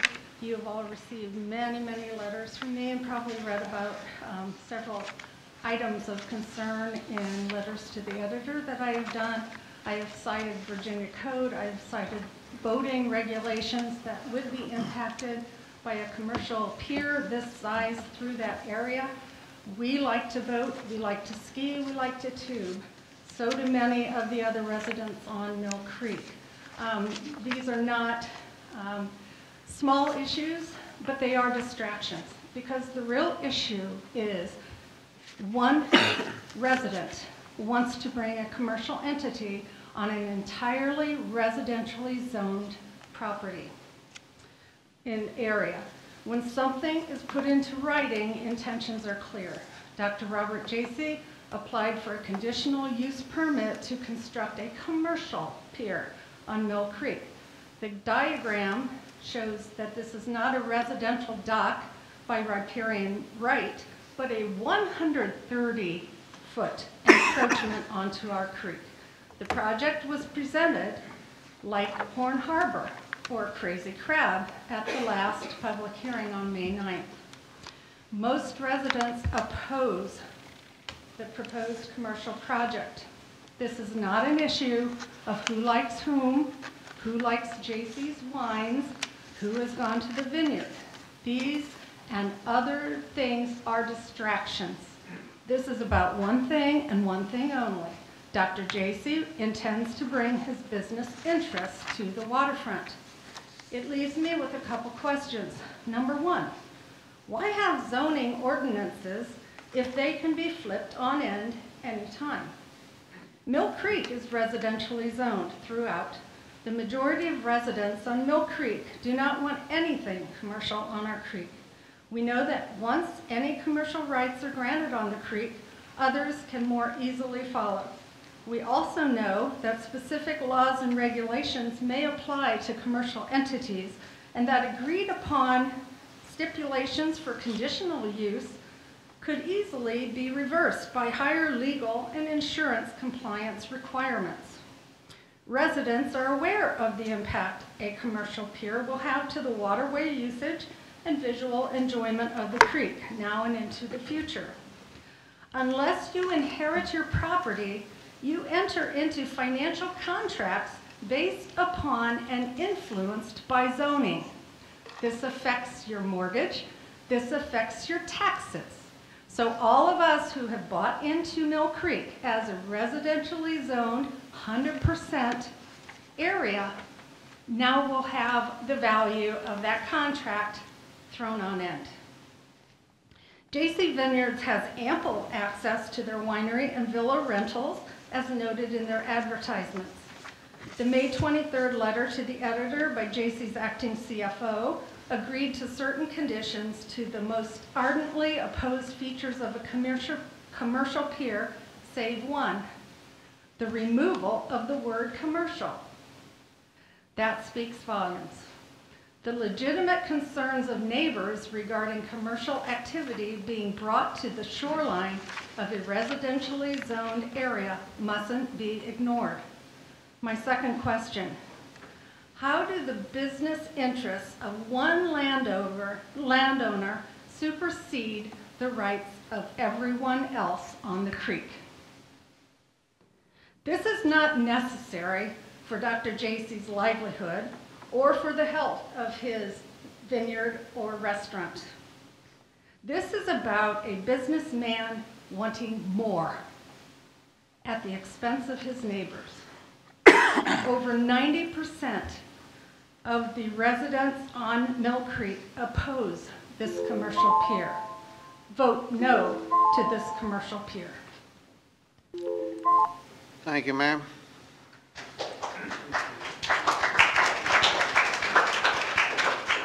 Next person to speak is Peter Williams.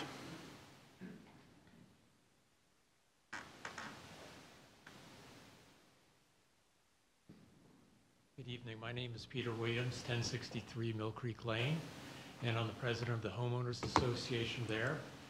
And like the other members of our association, some of us have 30, 40, 50 years there. Some of us, like us, have like 5 or 6. But when we found this creek, it's like a nursery for all the animals that are growing in the area. We've had porpoise in it. We've had all sorts of different things. And I just don't want it spoiled. Whenever we do volunteer work on cleanup and things like that, our creek never comes up with anything. There isn't anything floating in it. It's pristine. Being new to the area, I know I don't hold a lot of stock, but my wife and I had looked for years for someplace like this, and just happened to sort of fall into it face first, and we felt ourselves the luckiest people in the world. And we look around at other places which looked pristine, but they had commercial interests. And whether it was with oysters or canning or something like that, and it just sort of,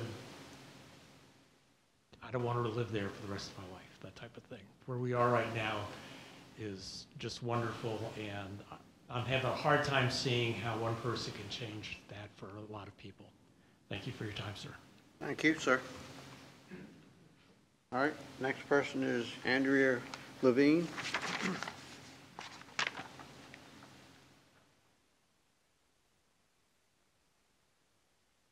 Good evening.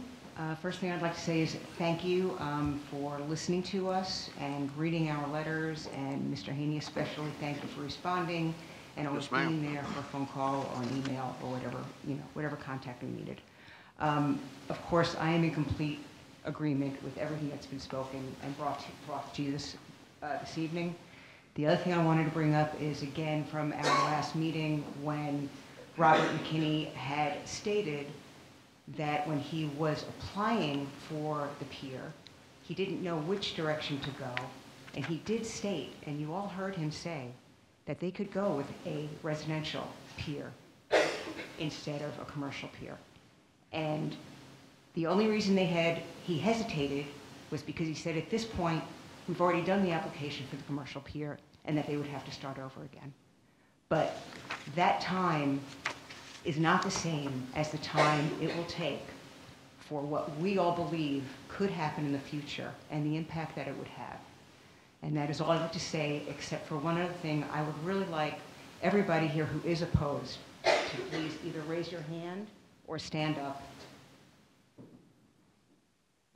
That's your community speaking. Thank you. All right, thank you, ma'am. All right, I don't have anyone else on the sign-up sheet. Would anyone else like to speak?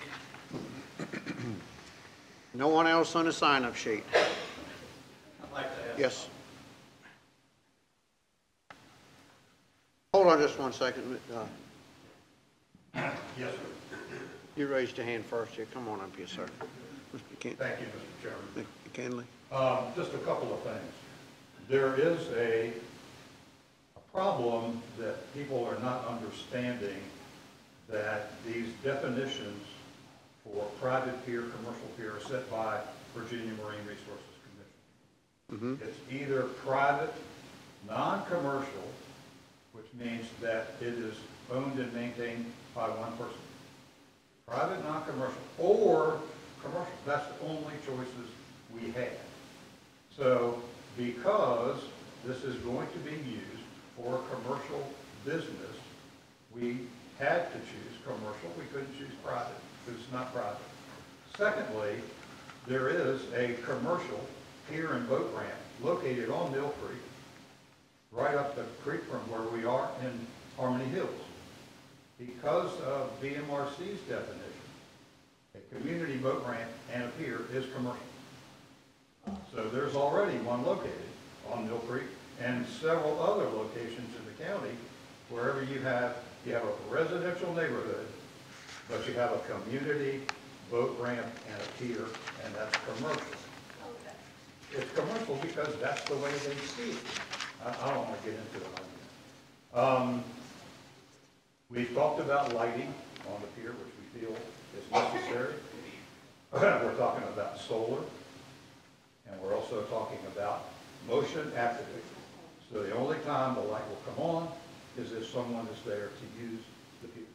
When no one else is there, there's no lighting on the pier. He has been using his private piers on the cove for access to the vineyard.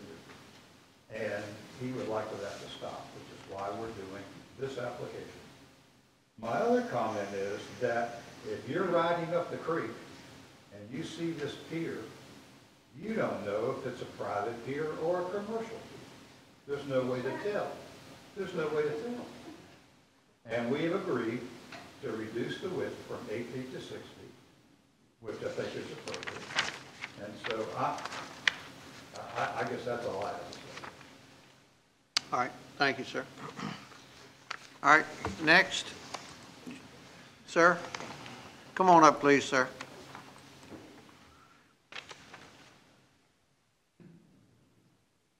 I have a question. Would you state your name and address first? Okay. My name's Eric Pope, 328 Mill Creek Lane.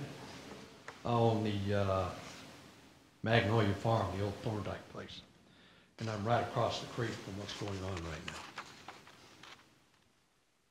Is it legal to put a commercial pier on a residential lot? I've been wondering this since the last meeting. Can anybody answer that?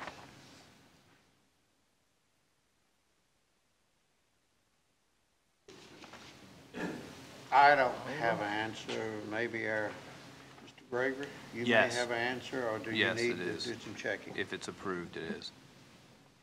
Okay, if it's Okay. approved. I got one more question. Is it possible for Mr. J.C. to subdivide that residential lot into smaller, multiple commercial lots?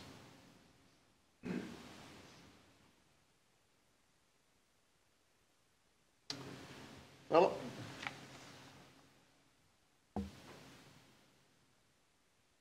Those 22 acres sit right across from me and my farm, and I'm a little concerned.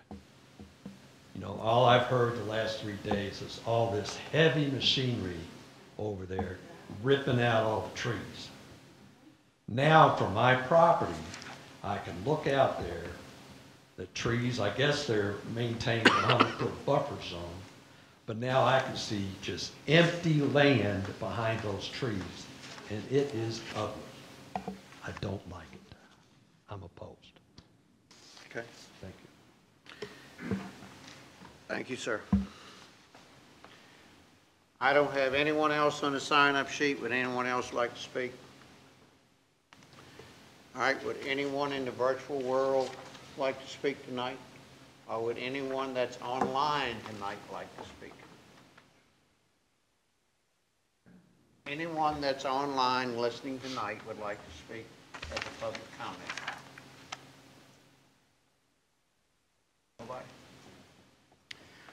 All right. I'm going to close the public comment period now. Our next item on our agenda will be our public hearings tonight. Mr. Long, you want a break or you want to keep on? A break. Break. All right, let's take a 10-minute recess and we'll be back.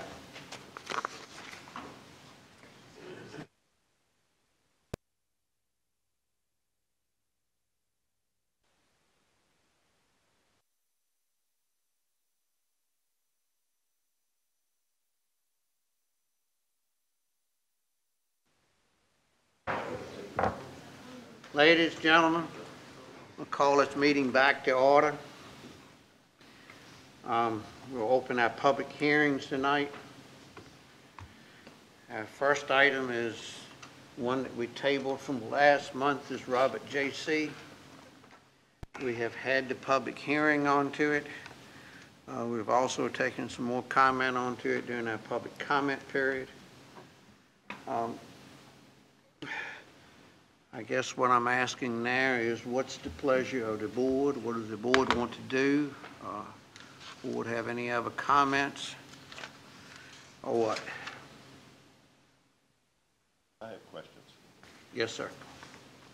I guess this first one will be directed to staff, but we had a lady here at our last regular meeting that was concerned about her not being notified about this project properly. Do we know anything about that? I can say that my administrative assistant, Mrs. Hall, is the one that caught her as the appropriate adjoining property owner prior to the advertisement before the wetland board. So notice was mailed to her on March 25th, and then notice was mailed to her for the Board of Supervisors on April 18th. Also to staff, could you explain to me, board, and everyone in the room, what if this is approved tonight, as it sits? What would happen with that commercial pier upon the sale of that property? Per one of the suggested conditions, it is made that it shall be non-transferable and shall only be associated with J.C. Vineyards and the restaurant. So if the property changed hands and they wanted to continue a commercial use, or if they wanted to do a commercial use that was different than the vineyard or the restaurant, then they would have to come back before the Board of Supervisors.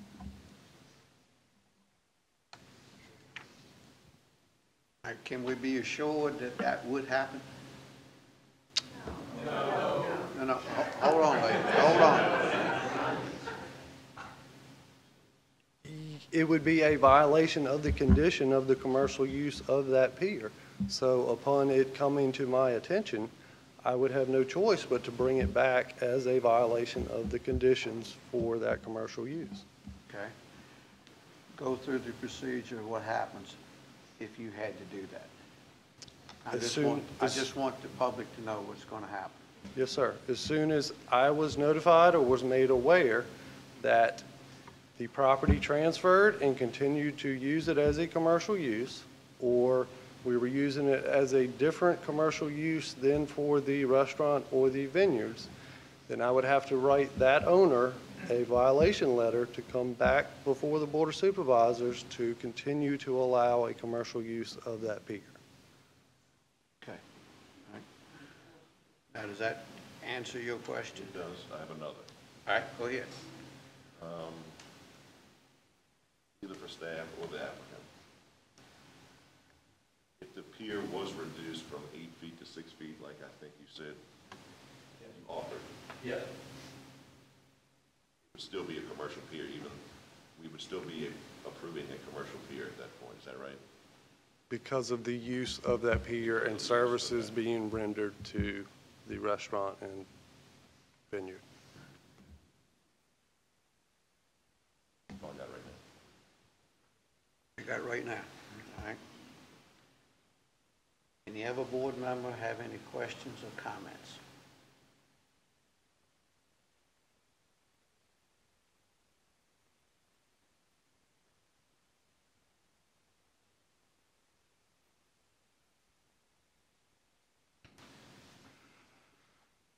Well, I'll say one thing. When Mr. Tribble spoke, I did like his comments he made about the dock or about the pier, whichever you want to call it, about considering the footprint. And I think Mr. Williams is trying to address that. Also, the restricted use onto it. So if you can restrict it to only for the vineyard use and not for everything else. Also, the lighting, and I know we have in our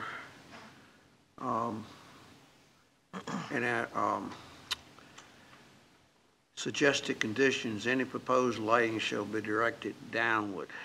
I know there are a lot of other things that we can do for lighting. It can be, it can be non-reflective. It can be only at a certain height. It can be only on at a certain time. I mean, it's a lot of things that can be done, and I would imagine Mr. J.C. would be agreeable. He's not here. I do not know. I think he needs to be able to comment on that. Yeah. Yes, sir. All right. And as Mr. Marston was saying about enforcing any violation, he gets a notice that there's a violation or a supposedly a violation, and then he goes out and looks at it and sees, and just to check, see what's going on. So, I got faith in Mr. Marston. So, that's all I have right for this minute. Any other board members have any comments, questions, or what? Mr. McKinley, do either you or Dr. J.C. have any other proffers to the request? Sorry? Do you have any other proffers to this request other than reducing the size from 8 feet to 6 feet in width?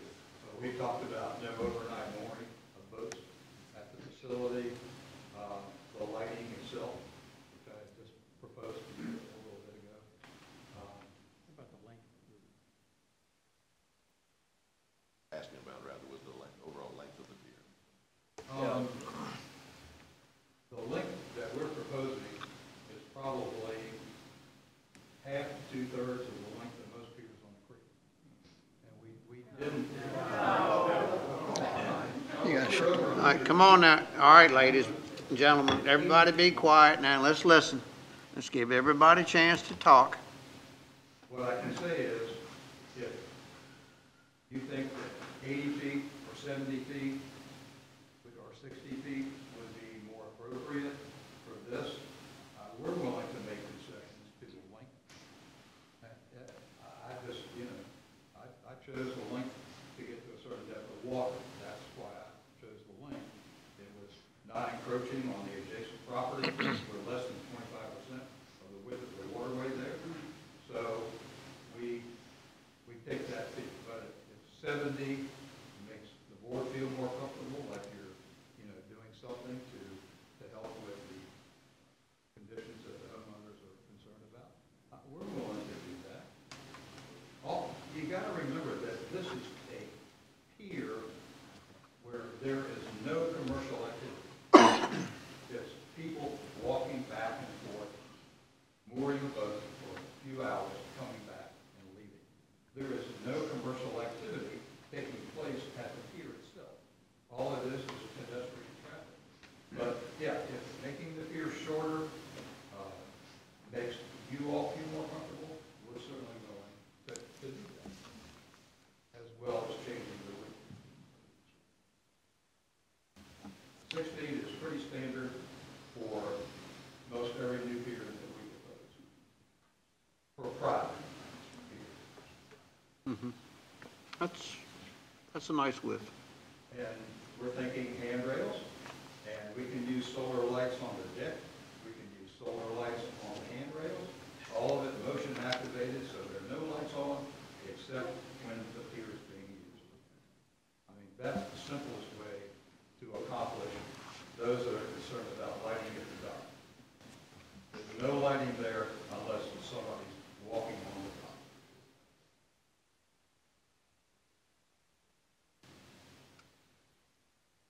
Is it possible, Mr. Chairman, may I speak, Mr. Chairman?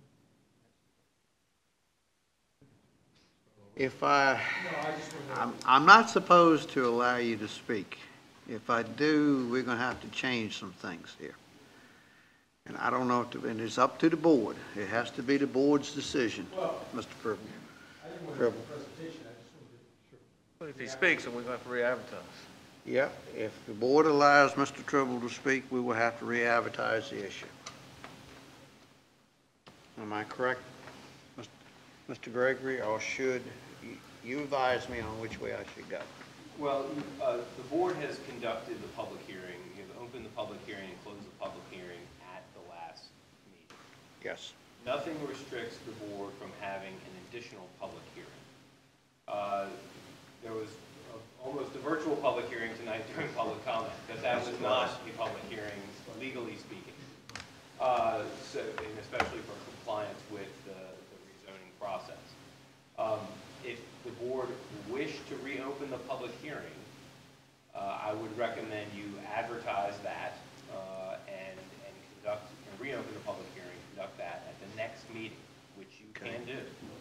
And if there's additional input from the public that's desirable or desired by the board, then I would recommend that you do that. There's nothing that would prevent you from allowing the proponent, Mr. McKinley, from speaking tonight to respond to provide additional information on the application. And the board, I wouldn't say the board is prohibited from allowing somebody else to speak, but I would certainly caution against that unless you want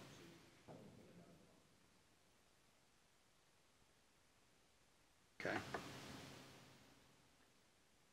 All right. It's up to the board. If I may, Mr. Chairman, just offer one other thing. It appearing that there are potentially additional conditions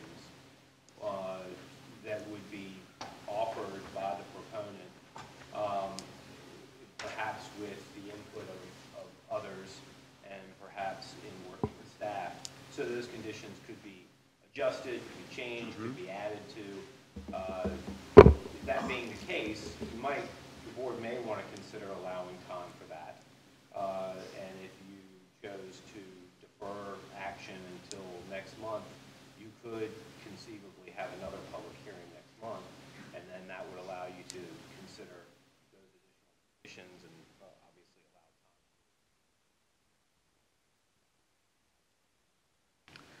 All right. Now, the question is, what does the board want to do now?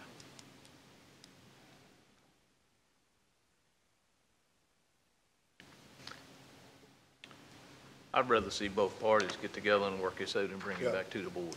Yeah, that's what I would. All right? Yeah. Now, That's what I suggest too. all right, now, do you want to, I'm just throwing suggestions, all I'm doing. If we do that, we'll postpone it or carry it over until next month, same Right. time. Right. And maybe the two sides can get together, or everybody get together and work it out.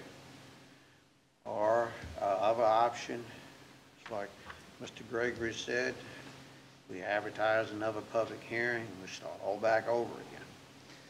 I think both sides Both sides need to. Both sides need to get together and see how they can work it out. Yes, sir. Now, Mr. Chairman, I wouldn't suggest that having another public hearing would be starting all over again. Well, that's wrong use of the word. It would just be an additional public hearing Yes. to supplement the public hearing that's already been heard. There's nothing to prevent the board from doing that. Problem with that, you're certainly. All right. Well, that would be our two options, and it's entirely up to the board what you want to do. If you want to take a few minutes and think about it, talk about it, whatever, then we'll make a decision.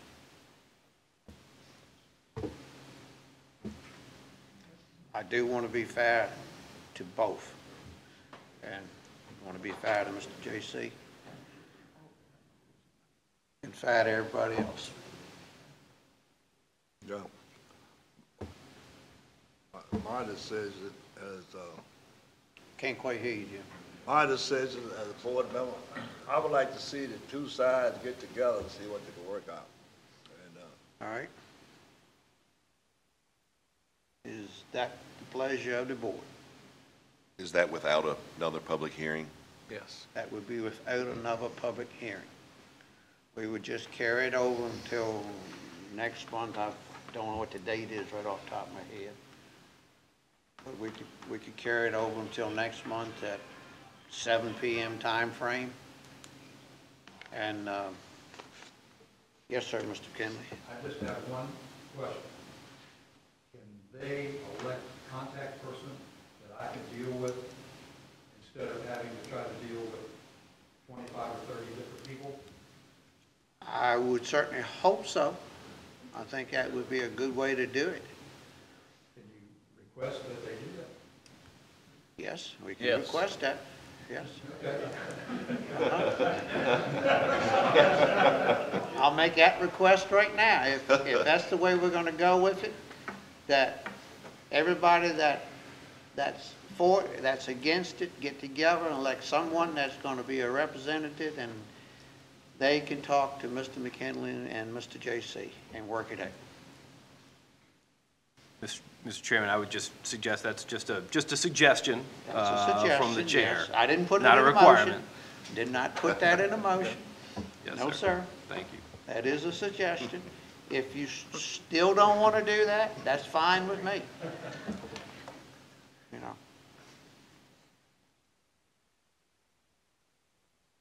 I would like to know if the board was expecting us to present the conditions that we felt were necessary to you. I was under the impression that the Board of Supervisors was responsible for establishing the conditions that they felt comfortable with, but so far I haven't heard anything from the board about any conditions. we have some conditions that Mr. Morrison has suggested, and the board has really never commented on any conditions, no more than what my little bit of conversation has been tonight on, you know, lighting and things like that. We really haven't done anything. It's kind of left up to each board member to kind of come up with what they want, and we put it together right in the meeting. Have they come up with a list? I don't see a list in front of me. I think it's all memory. Well, why don't we give, Mr. Marston has some here, could he go through what he does have? That's some right There there, are- that's Mr. Marston's conditions. But we haven't added any additional conditions. We haven't, like I said on the lighting, his lighting only says that it's, any proposed lighting shall be directed downward. That still leaves a lot of room there for discussion. And that's the only thing I'm saying. And we could have it where it's non-reflective, it's, whatever. Mr. Gregory, go ahead, sir. Thank you, Mr. Chairman. Mr. Chairman, members of the board, it's customary for the proponent of the case, for the applicant to, if they think it's advisable, it's up to them, to offer conditions, to basically say, I will subject myself or subject the application or the project to these conditions if that would help gain approval of the project, or if that would help to ameliorate any concerns, or to reduce or mitigate the impacts on the community or the neighborhood or the whatever. Sometimes the conditions are imposed by the governing body, sometimes they are offered by the applicant, sometimes it's a combination. So it can go both ways, and certainly in this case, as you suggested, and your fellow board members suggested, it might be a good idea if the applicant were to consider working with those who have expressed concerns to develop some conditions that might be acceptable. That might help. Right. I agree. That has worked in the past a lot of times. So, all right, what's the pleasure of the board? Mr. Chairman, I would just add to that the conditions or suggested conditions that were drafted by Mr. Marston are in board docs as well. Yes, they are. And that's under public content, so that individuals can see that.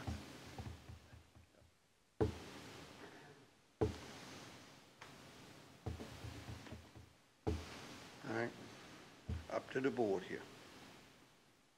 Well, it's very important to me that both sides get together and try to work it out. And we come back next month. All right. Is that the way the board feels? We just carry this over till next month?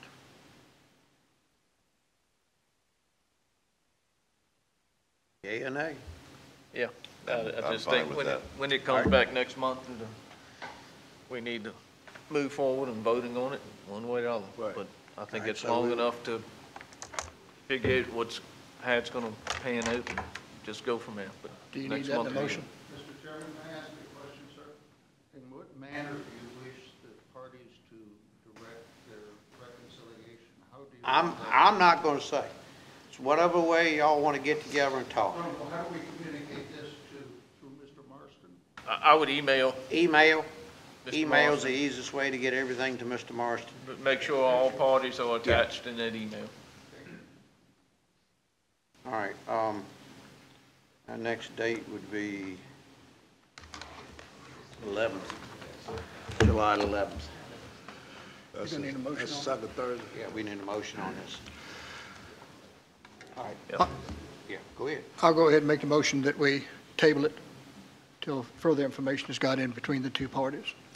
Second it. You gonna put, hold on, Oh. you gonna put time limit till next month? For next month's That meeting, would be July the 11th at 7 p.m. July the 11th. Does the board wish to schedule another public hearing in the matter, or just defer action? No, we're gonna prefer action. Just defer action. Yep, Isn't that correct, Mr. Fisher? That's my way of And that's looking all at right it. with the second? yes. All right, let that be in a motion. All right. We have a motion and a second. Any other discussion? Mr. Gregory must have something. Okay. All right. If there's no other comment, all those in favor say aye. Aye. All those against, like sign. All right. Ladies and gentlemen, we will have this back on our July the 11th meeting at 7 p.m. time frame. All right, thank y'all. All right, next item is a amendment to the, I guess not an amendment, to consider a disposal of public property. Mr. Tadlock, I'll let you take care of all that. Yes, sir. You want to give him just a minute? You may want to. Paul.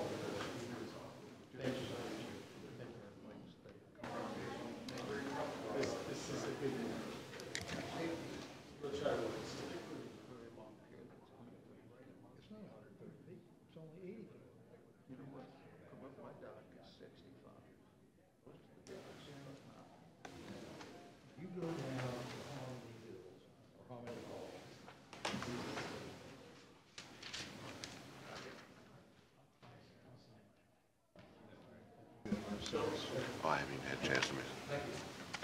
All right. All right. Go ahead, Mr. Tadlock. Next public hearing tonight is a public comment on the disposal or transfer of public property located at 6958 Northumberland Highway, Heatsville, designated as tax map number 16A, double circle 1, 26A, 27, 28, 28A, 29, and 30, also known as the former EVB Bank building and parking area.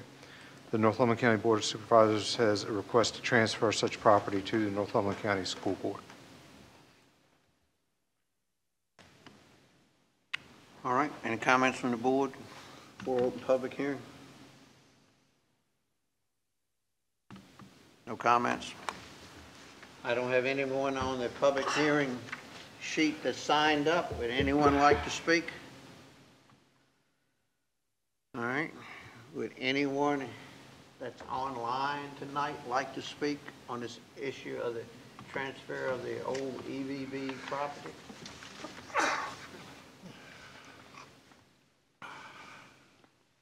Anyone online like to speak about the transfer of the old EVB property?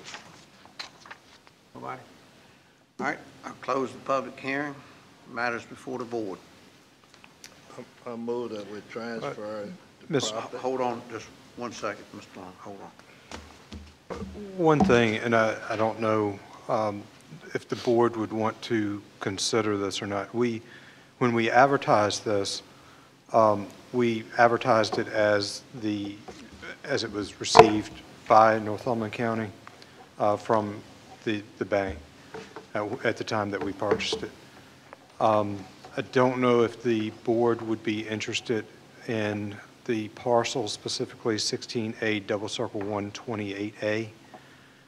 If the board would want to retain that portion, and what that is the parking area between the old courthouse and the EVB bank itself. Did you mention this to the superintendent office when you? I did not. No, it's this parking area. They'd still be allowed to use it. How about the other parcel over at 26A? But they still would be allowed to use it, right? Use it all they want. Yep. Or does that have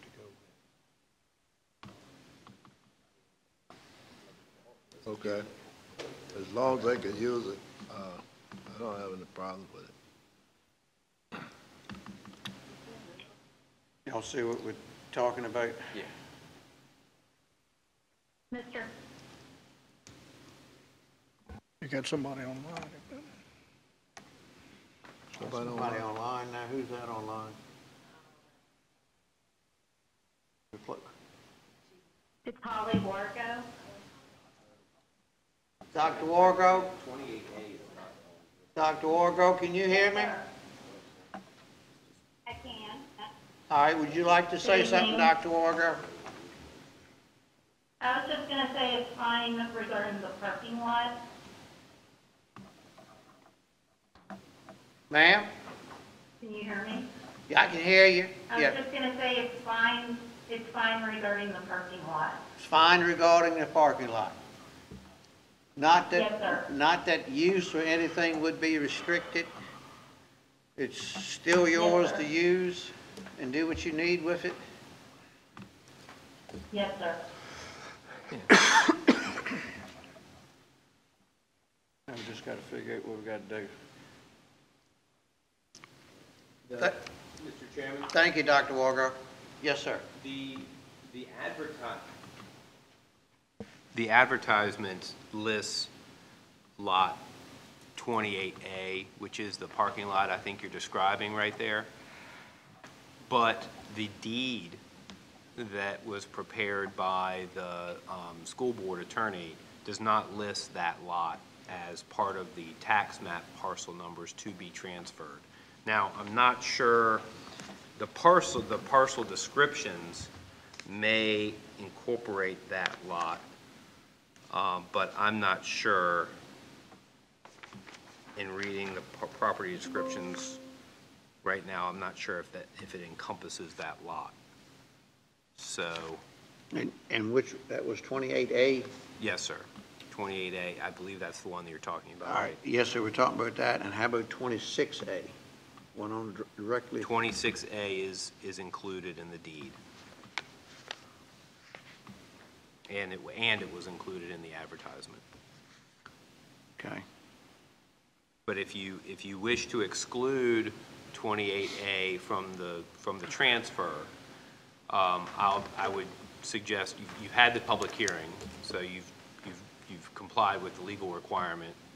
So, but you don't necessarily have to take action on the transfer tonight. I would go back and check with the school board attorney. We'd make sure the deed is accurate as to what your intent is to exclude that 28A parcel. And then we could bring it back at the next meeting for you to approve the deed, make sure it's right. If that's what you want. What's the pleasure of the board then? Tadlock, you have any other conversation? No, sir. I think if that's what Mr. Gregory is recommending that we do, that we should do that. Why don't we just route. do that? Yeah. Why don't we just do it? That's, Let Mr. Gregory go back and talk to the other attorney and all, and just bring it back. Yes, sure. I'm happy to do that. All right, will you go ahead and do that, Mr. Gregory?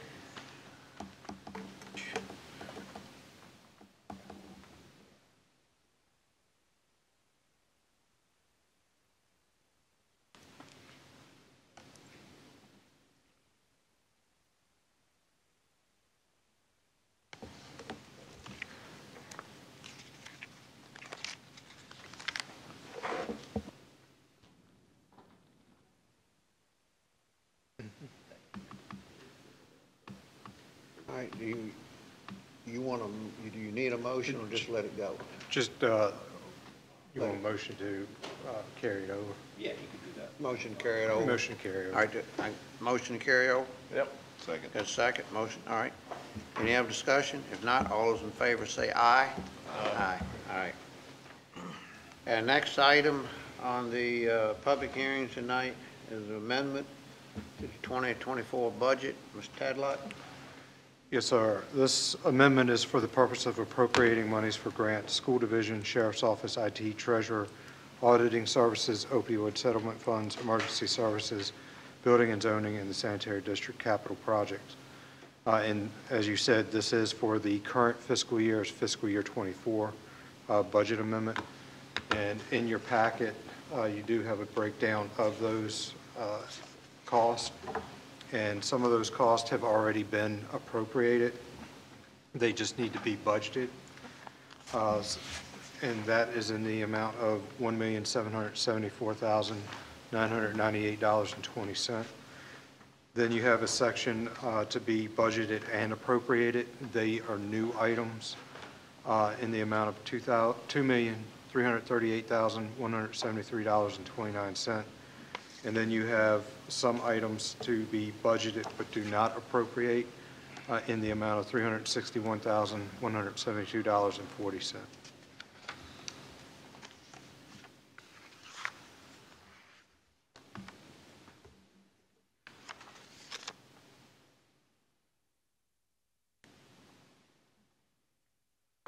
So you need a motion? We got to have a public hearing, open the Gotta have public public hearing. hearing first. Public hearing first. Any other comment before open the public hearing? Yeah. Where's this money coming from? You said some grants? It's broken out, it's various items. Some of it is coming from the general fund, some of it's reimbursements. The grants are school grants from ESSER funds, some of them are the ARPA law enforcement grants, so they vary, EMS grants.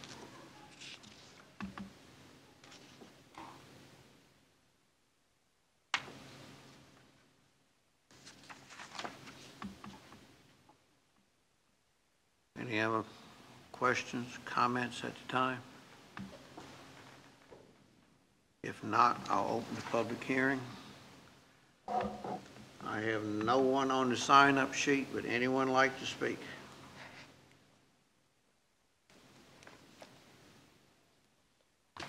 Anyone like to speak on this amendment to the budget? All right, would anyone that's online tonight like to speak on the amendment to the 2024 budget?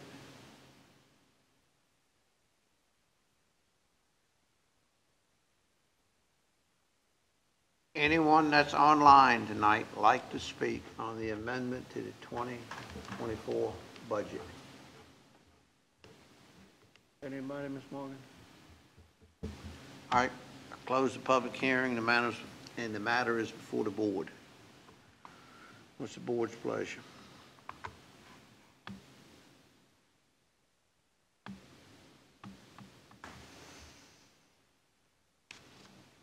Oh, yeah.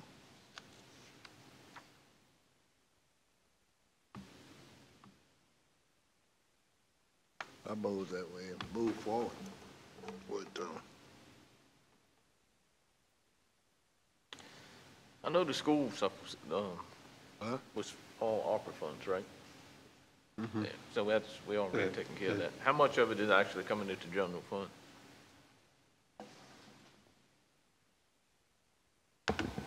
So the total coming out of the general fund would be $476,546.49.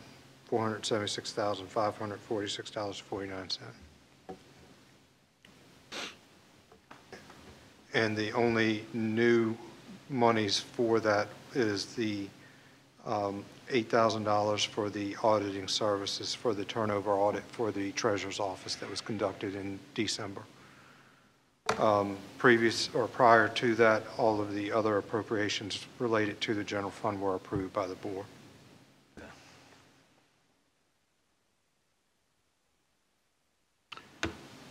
All right, that answer everybody's question or more questions? No, I have no more.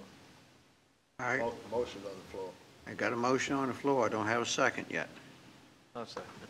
All right, I got a motion and a second. All right, any other discussion? If not, all those in favor say aye. Aye. All those against? All right. What else you have, Mr. Tadlock? It's all the public hearings. They were all the public hearings. The only other item, if the board wishes to have an updated sheet on the table related to the budget from the items that the board looked at potential reductions last night. So, all right, gentlemen, y'all want to go through this? If y'all wish to go through that now, have another work session, or how you all wish to proceed. You want to go through it while we're here? All right, Mr. Tadlock, go ahead. All right, so I guess starting from the top, under county admin finance position, the board asked that remain in place. Under professional services for the county attorney, to level fund that item. IT contracts, a reduction of $15,922. Telecommunications, reduction of $14,520. And IT computer equipment reduction, $18,940. Under judicial administration, reduction of $13,000. Public safety, the board asked that the deputy position be placed back in the budget.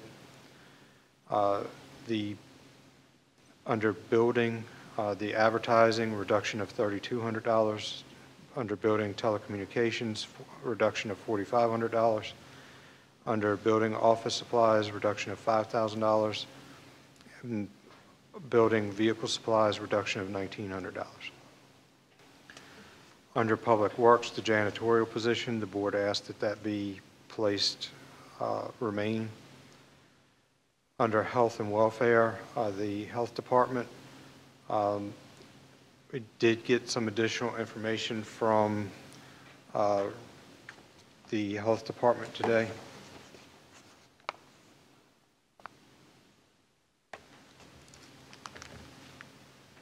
And he indicated that they do have one per county in the northern neck, and this is the sanitarian. None in Lancaster. Coverage is provided by our environmental health manager. Over the past 20 years or so, as a result of budget reductions, this is down from having at least 2 EHS per county, despite workload increasing. When one staff is out or we have a vacancy, our EHS cover not only their home office, but pool together to cover an office without. This system continues to tax and stress our staff in a fashion that is unsustainable. Adding a position in the Northern Neck will reduce this burden on our staff. We have one staffed on-site EHS in Northumberland. So you had asked for that additional information, whether to remain in the budget or to leave that as a reduction.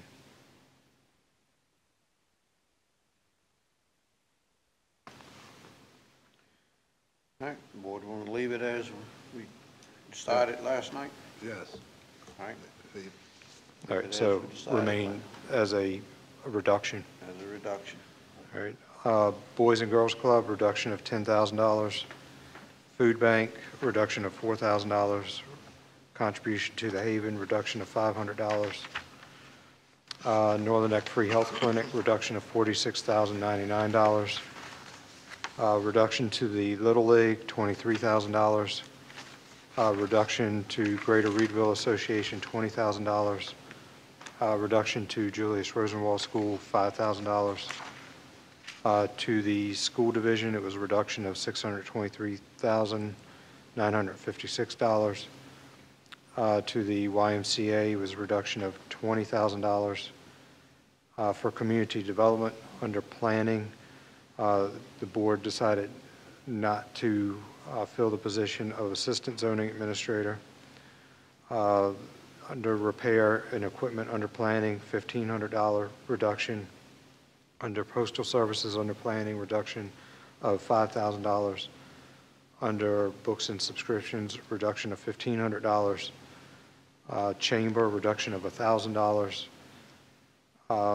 County CIP transfer, we had initially discussed half of that, but the board asked for that half to be placed back in due to the grant situation. Under school CIP transfer, reduction of $691,391. And under capital vehicles, it was an addition of $65,000 for the vehicle for the extra deputy that the sheriff was requesting.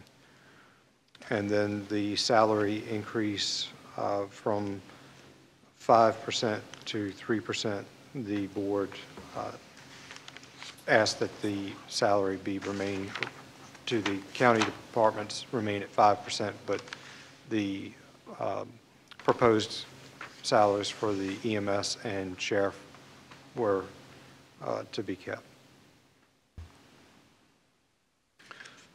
With that, I'm showing a total reduction of $1.5 million. It's $1,573,429.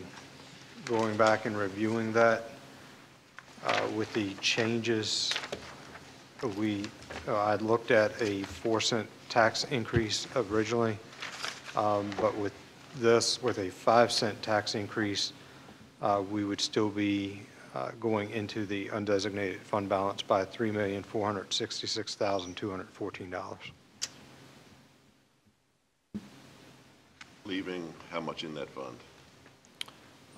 You would be, we're estimating about $9 million going into the new fiscal year. So 9 million minus the 3,466,214. 5.5 million remaining roughly. So where does that put us on a percentage that we should have? And what will that do with the bond ratings? Good question. Make it harder to get money? Make it harder to get money? Different rate anyway, probably. I don't want to lose that bond rating. Definitely don't want to lose that.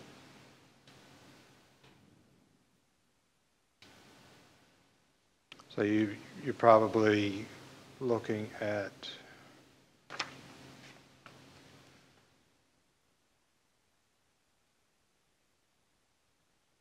uh, 12%.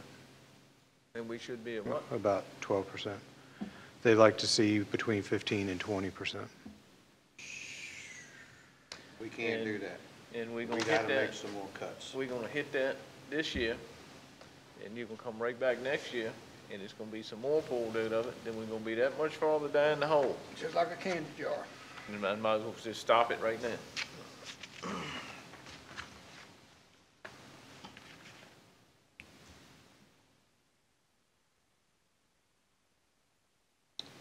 All right. What do y'all want to do? Let's take these pages home and let's go back through them, and we'll just have another work session. Yeah, we got time for another work session. And go No from there. problem on that.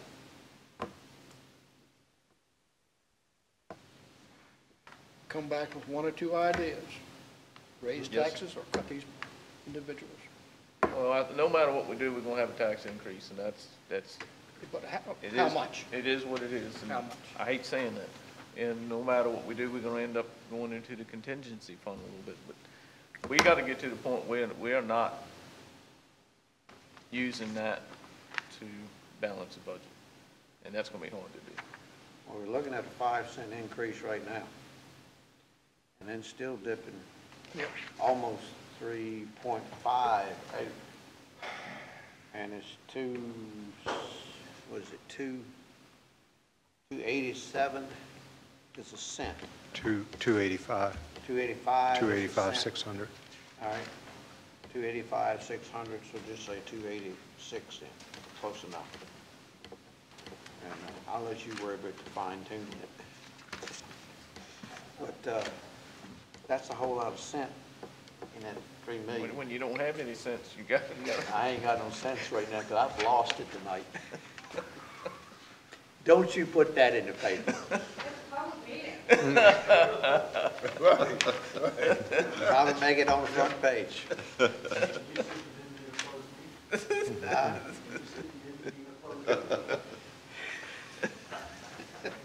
Yeah. So, I don't know. I don't want that reserve fund coming down, 'cause I know what happened to us last time. And I just cannot be a part of that. No. So let's go back and think, see what we're gonna do. And we can have a meeting next week. Chip, when are you going? It's gone now, aren't you, Chip? Getting ready to? Close to it? Rather not put all that information out in public, but No, you're it's fine. going to be tough for me to be here next week. Okay. You're very close to leaving. When you leave, Chuck? Saturday night. Huh? Saturday night. Saturday night. If you take your laptop. Well, I don't mind doing that, but I'm not sure that's the right move on my part. All right. what,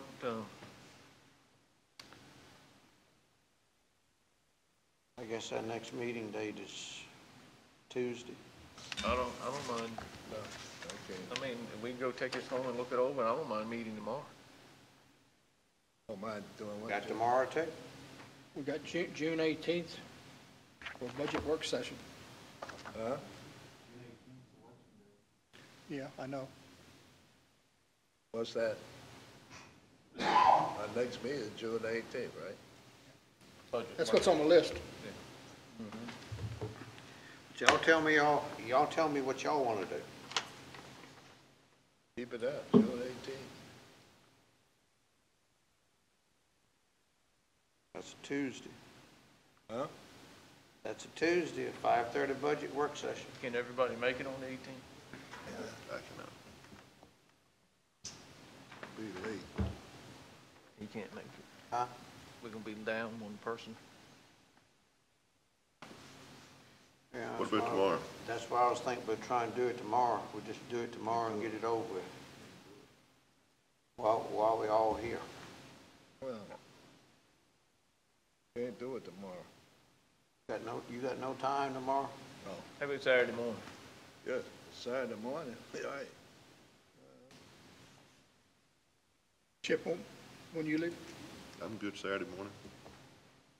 you gonna be cutting it close. I got some smiles over here, some frown smiles, and I can feel something coming. Between a rock and a hard spot. It's either that or it's and gonna rock. be. I need a either that or it's budget gonna too, be- so. Not next week, it'll be the following week. Make it 6 a.m. Saturday morning. I don't care. Yeah, you be here by yourself.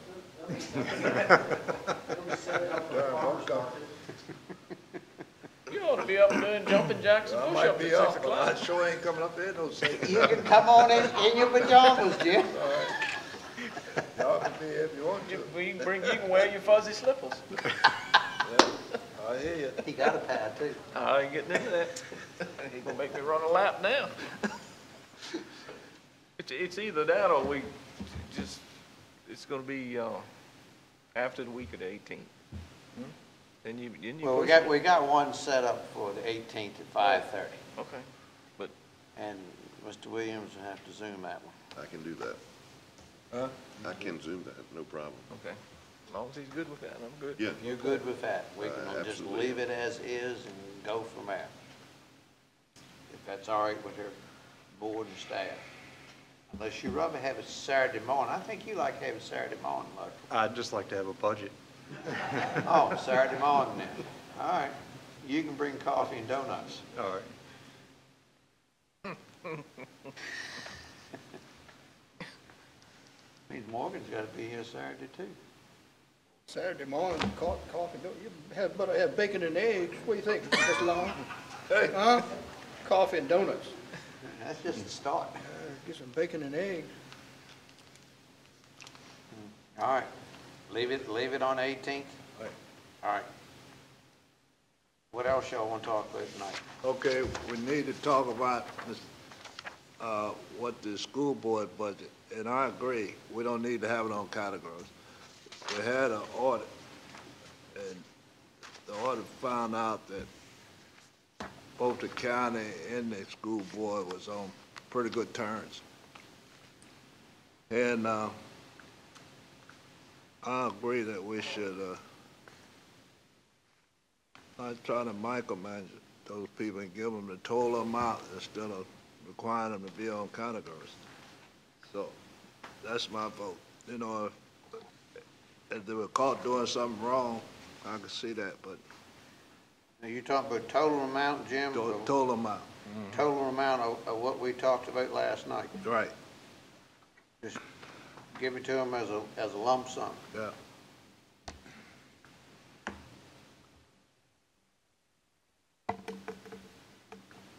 Give it to them as a lump sum Well, and get that out of here, 'cause there's no sense in, putting it in categories. And this had an audit, and from the audit, they're doing all right. So, I don't know. I don't know. It's up to the board. I will say Tara Booth, Ms. Booth, she's tried. She's tried. I'll give her credit for that. She's been good to work with this year. who is that? Ms. Booth, Tara Booth. Oh, yeah? She has. She's been really Yeah. good. And And I know she's trying her best to get that up straight down there. Sincere about her job, too. And I know she don't always get credit for it, but she is trying to do a good job. I will give her credit for that. And I don't give credit too often.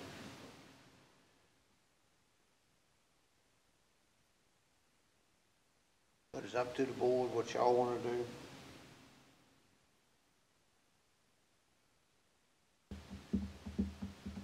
I don't see, if we were doing all the agencies like that, I could see, but, you know, this picking on one, you know, and we're supposed to be a board that want to do right.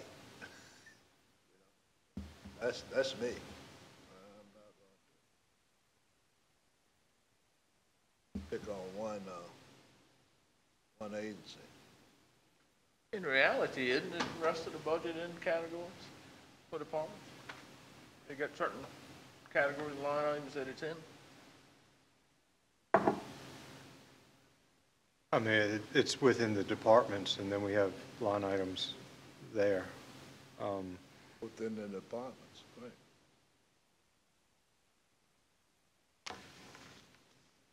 right. But the school division's budget can be done either way.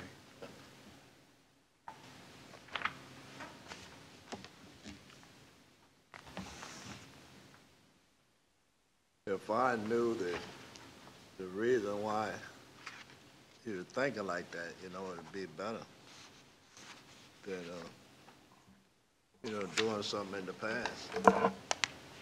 I remember it went for years that we gave them the lump sum. I can't even remember when it went to categories.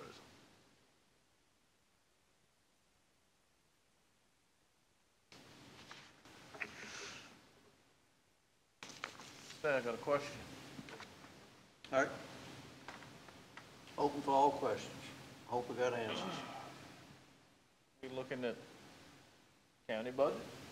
We're looking at everything.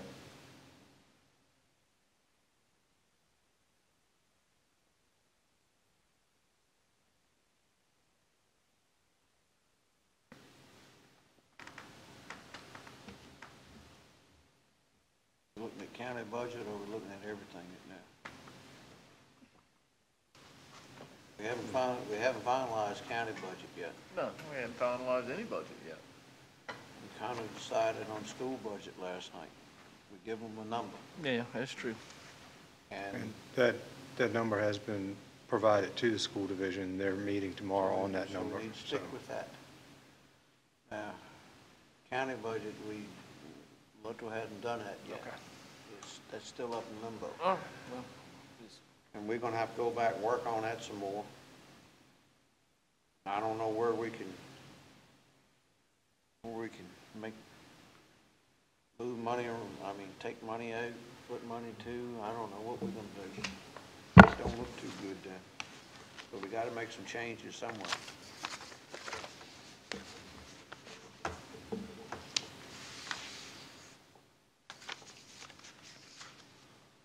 And you go back on all these positions here we put back in.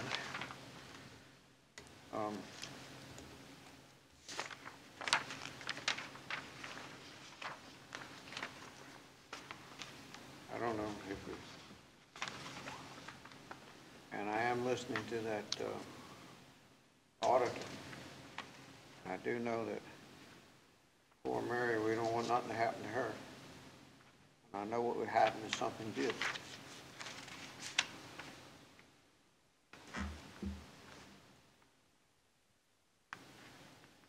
I don't know.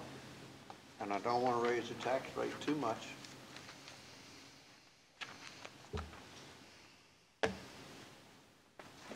How much money needs to be in our fund to stay in good graces with our bond rating? How much, what is the amount of cuts that we need It's 15 to 20%, and I'd have to How many figure. more cuts would get us to, or in To dollar that? value to get us to that? I would have to go back in and play around with it. 86,000. You keep cutting until you get it. That does it 1 cent, but it That's doesn't do 1 cent. anything going into the contingency. That'll let you know how much you got cut, but that's also a cent each time you cut. Yeah. Unless you're gonna just cut it out completely.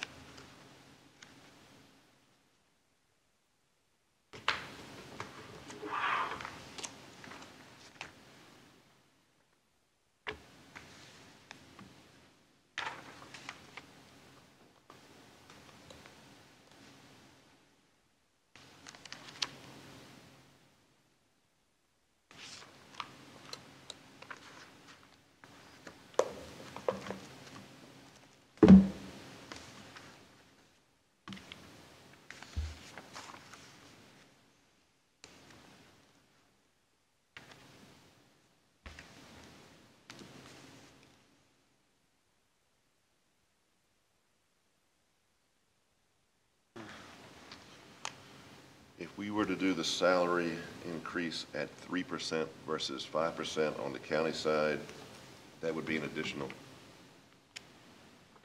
savings to the county of $96,875. What would that amount be if we did the same at the school division?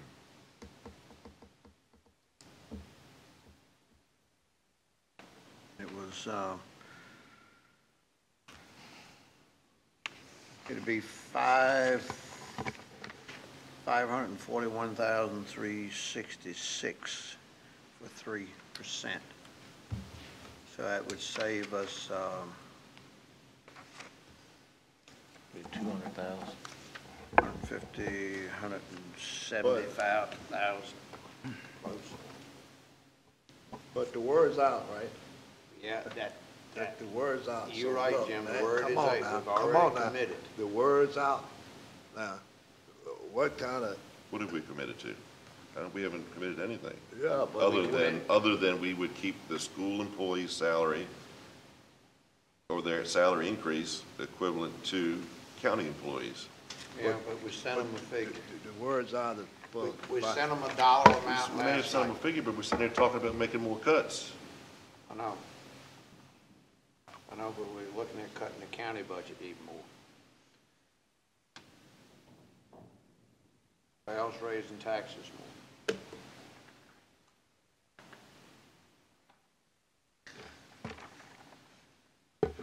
Well, this is what we're gonna work on the 18th, right? Yes, sir.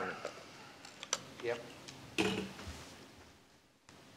But we need to let the school know. Well, is it fair to cut the county employees again and not cut the school I employees? don't think we need to cut That's either not- one. What I'm looking at. Good for the goose is good for the That's another gander. question there. But I think the school division will be meeting tomorrow. So I think from that aspect, with the number that the board provided them, maybe they could provide some additional information as far as with that, the funding that the board provided, what they feel like they can get from, as far as percentage increases from that. So that may give you a little bit more insight as well,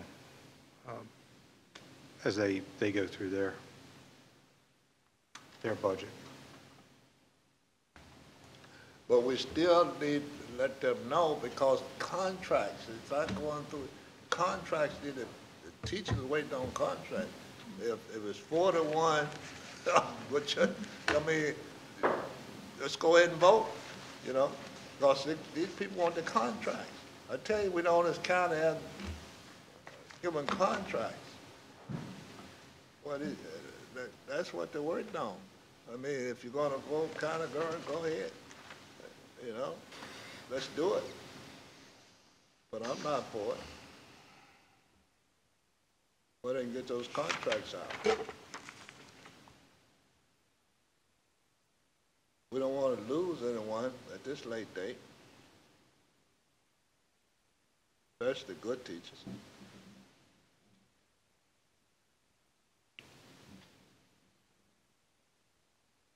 Well, what's the board want to do?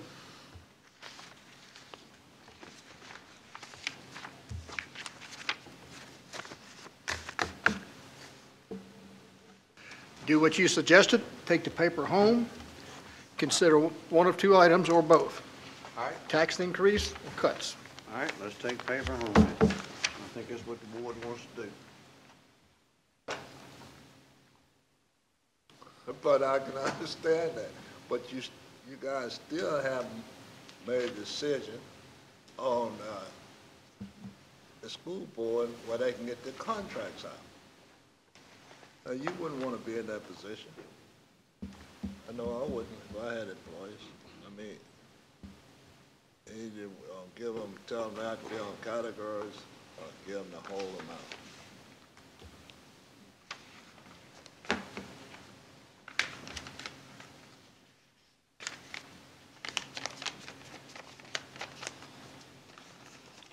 Well, Mr. Gregory is ready to go home.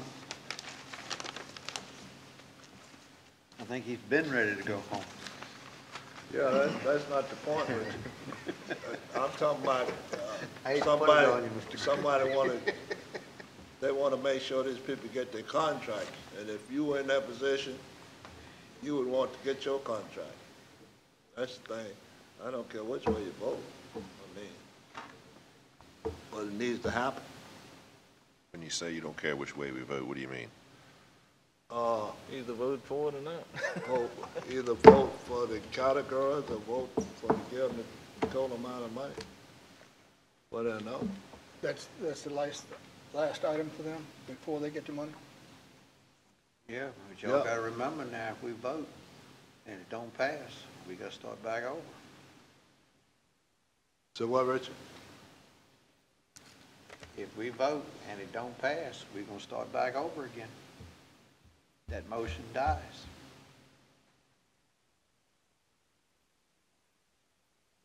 I understand that, but what is the, I'm not following you, what is the difficulty in?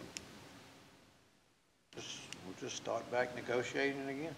Right now, it's in categories, is that correct? Yeah.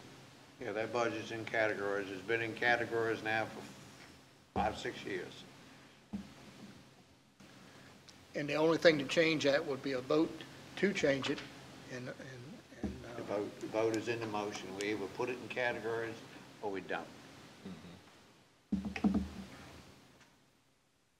put it in categories, you put it in one lump sum, or you put it in multiple payments to them. Whichever way you want to do.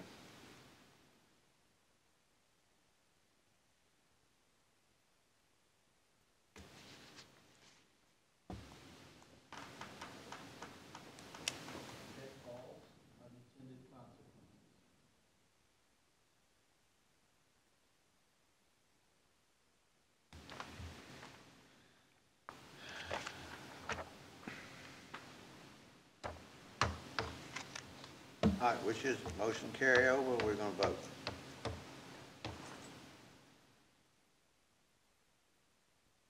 We'll be finding some money. Huh? We need to find some money. All right, we're gonna find some money, we can do like we did, we're gonna go home and think about it, get this thing straight. One way or the other, we gotta come up with a budget for everybody. But that doesn't have anything to do with the school board, but, yeah, we gotta find money. But they need the categories of the total amount. School board can fund their contracts right now if they choose to. They got $530,000 additional dollars from the state. They can fund every one of their contracts. So there's no excuse on that. Well, I'm not saying that, Richard. I'm saying categories of the total amount. That's what I'm saying. Well, that's what we gotta decide what we're gonna do. That's what we gotta It's in decide. categories now. Are we gonna leave it in categories or what? Right. You're not in favor of categories, I'm in favor of categories. Okay, that's right. That's your vote. And that's your right. vote. But that's my vote. Yes, sir. That's right. But, right. I mean, whichever way the vote come out, I can live with it, but I know my vote. So,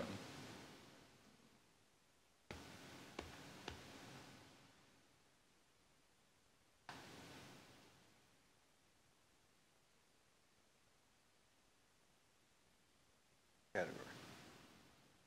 I think we need to leave it the way it is for now. Well, that might have vote. But we're waiting on the school system to tell us what they want per category. And that's why they're meeting tomorrow, I think. But you gotta let each person on this board vote the way. One person can't decide, I'm voting for them. I'm not trying to decide anything. Okay. I'm just telling you what I think is going to happening tomorrow. That's all.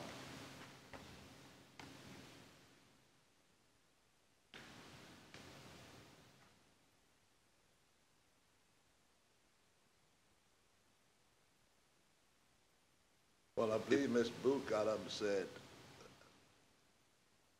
they didn't want it in categories. She said that. Now, if this board wanted in categories, we need to let them know, you know? well, I think tomorrow is one of the reasons why they're meeting is to determine the amount of money going in each category.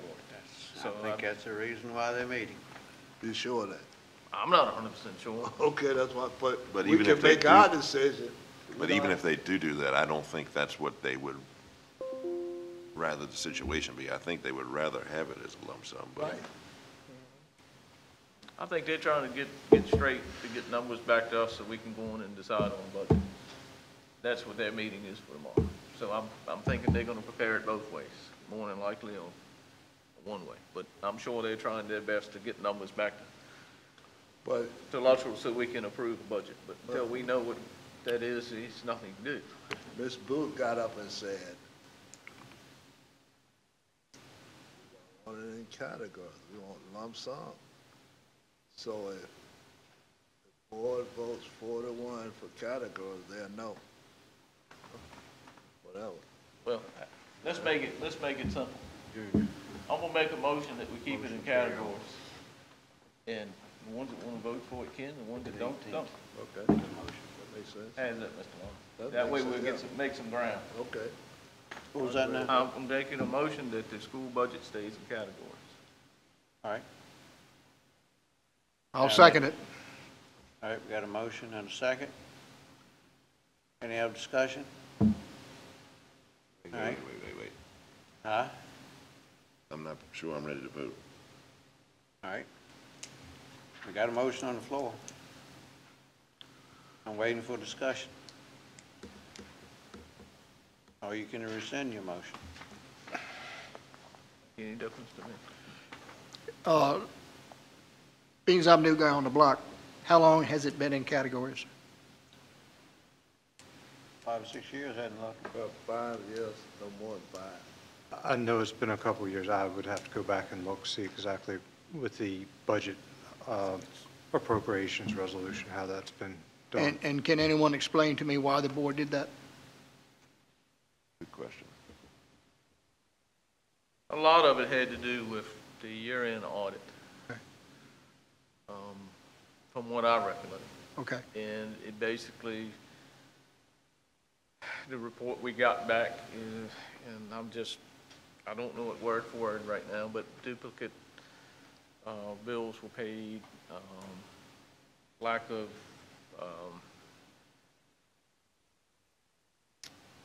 I guess invoices was one, and like I said, I'm just reaching for the words now. And it was some communication issues between the school board and the board at the time, which it has gotten better. The only thing that I look at now is the issues that we've had with the overspending in the categories. If you keep it in the categories, you can actually monitor that a little better and see what categories. Well, that goes into my final question. and that is to those of you who have been here for a while. In those 4 or 5 years that it's been in categories, has it worked? Has it done what it's supposed to do? Yeah. Has it given you a better insight as to where the money Yeah, is? And the thing of it is, another reason too was, from what I recollect, is putting it in categories. You can't take money, they can't take money from one category and put it in another unless they come back to the board and it's approved to do so. And doing a lump sum, they can move the money Yes, around yes, as they see fit.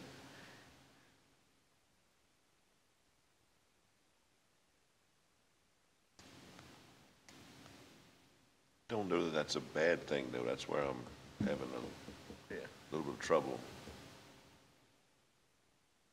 We're going to give them the same amount of money, no matter how we do it. It's going to cost taxpayers that amount of money, no matter how we do it. Giving them some discretion over where they want to put that money, especially with the audit not showing any major issues. We're all sitting here saying that TAR is doing a great job.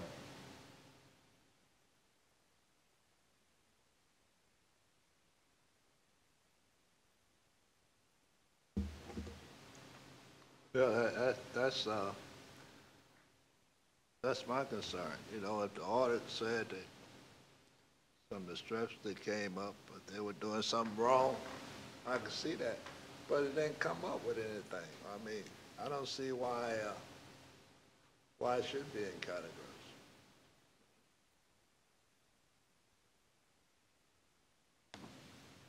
Actually, don't have any reason why it should be.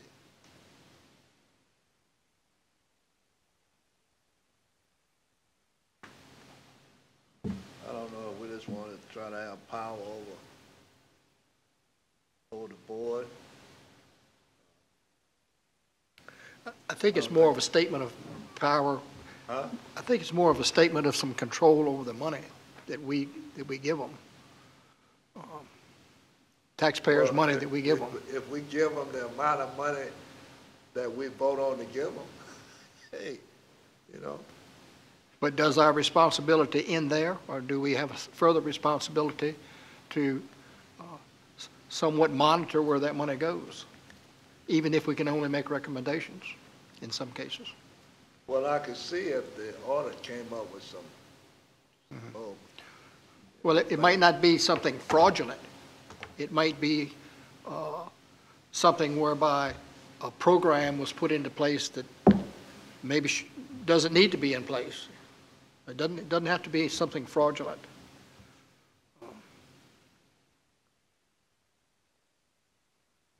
you know, each and every year the state comes up with new subjects, new programs that schools are required. Yeah.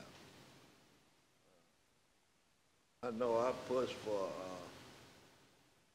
calligraphy in the schools because you got kids coming out, couldn't even sign a check right. So I pushed for that program. They got it now in the schools. A lot of things, unless you work with the schools, you don't know, you don't have an idea what's going on.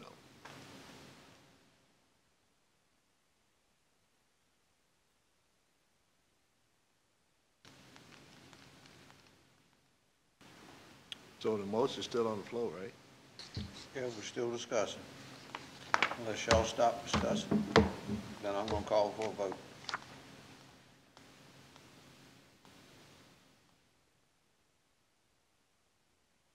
All right, all those in favor say aye. Wait, what is the motion again? It just stay in categories. Stay in category. Stay in categories. All right, all those in favor say aye. Aye. Aye. All those against? Hey. Aye. Nay. Motion passes 3-2. All right. So the 18th, right? 18th. Motion to carry over to the 18th. then we'll get it done. at 5:30 PM. All right. I got a motion? I got the motion made. Got a second? Second. Any other discussion? Not, all those in favor say aye. Aye. Aye. Thank everybody for coming.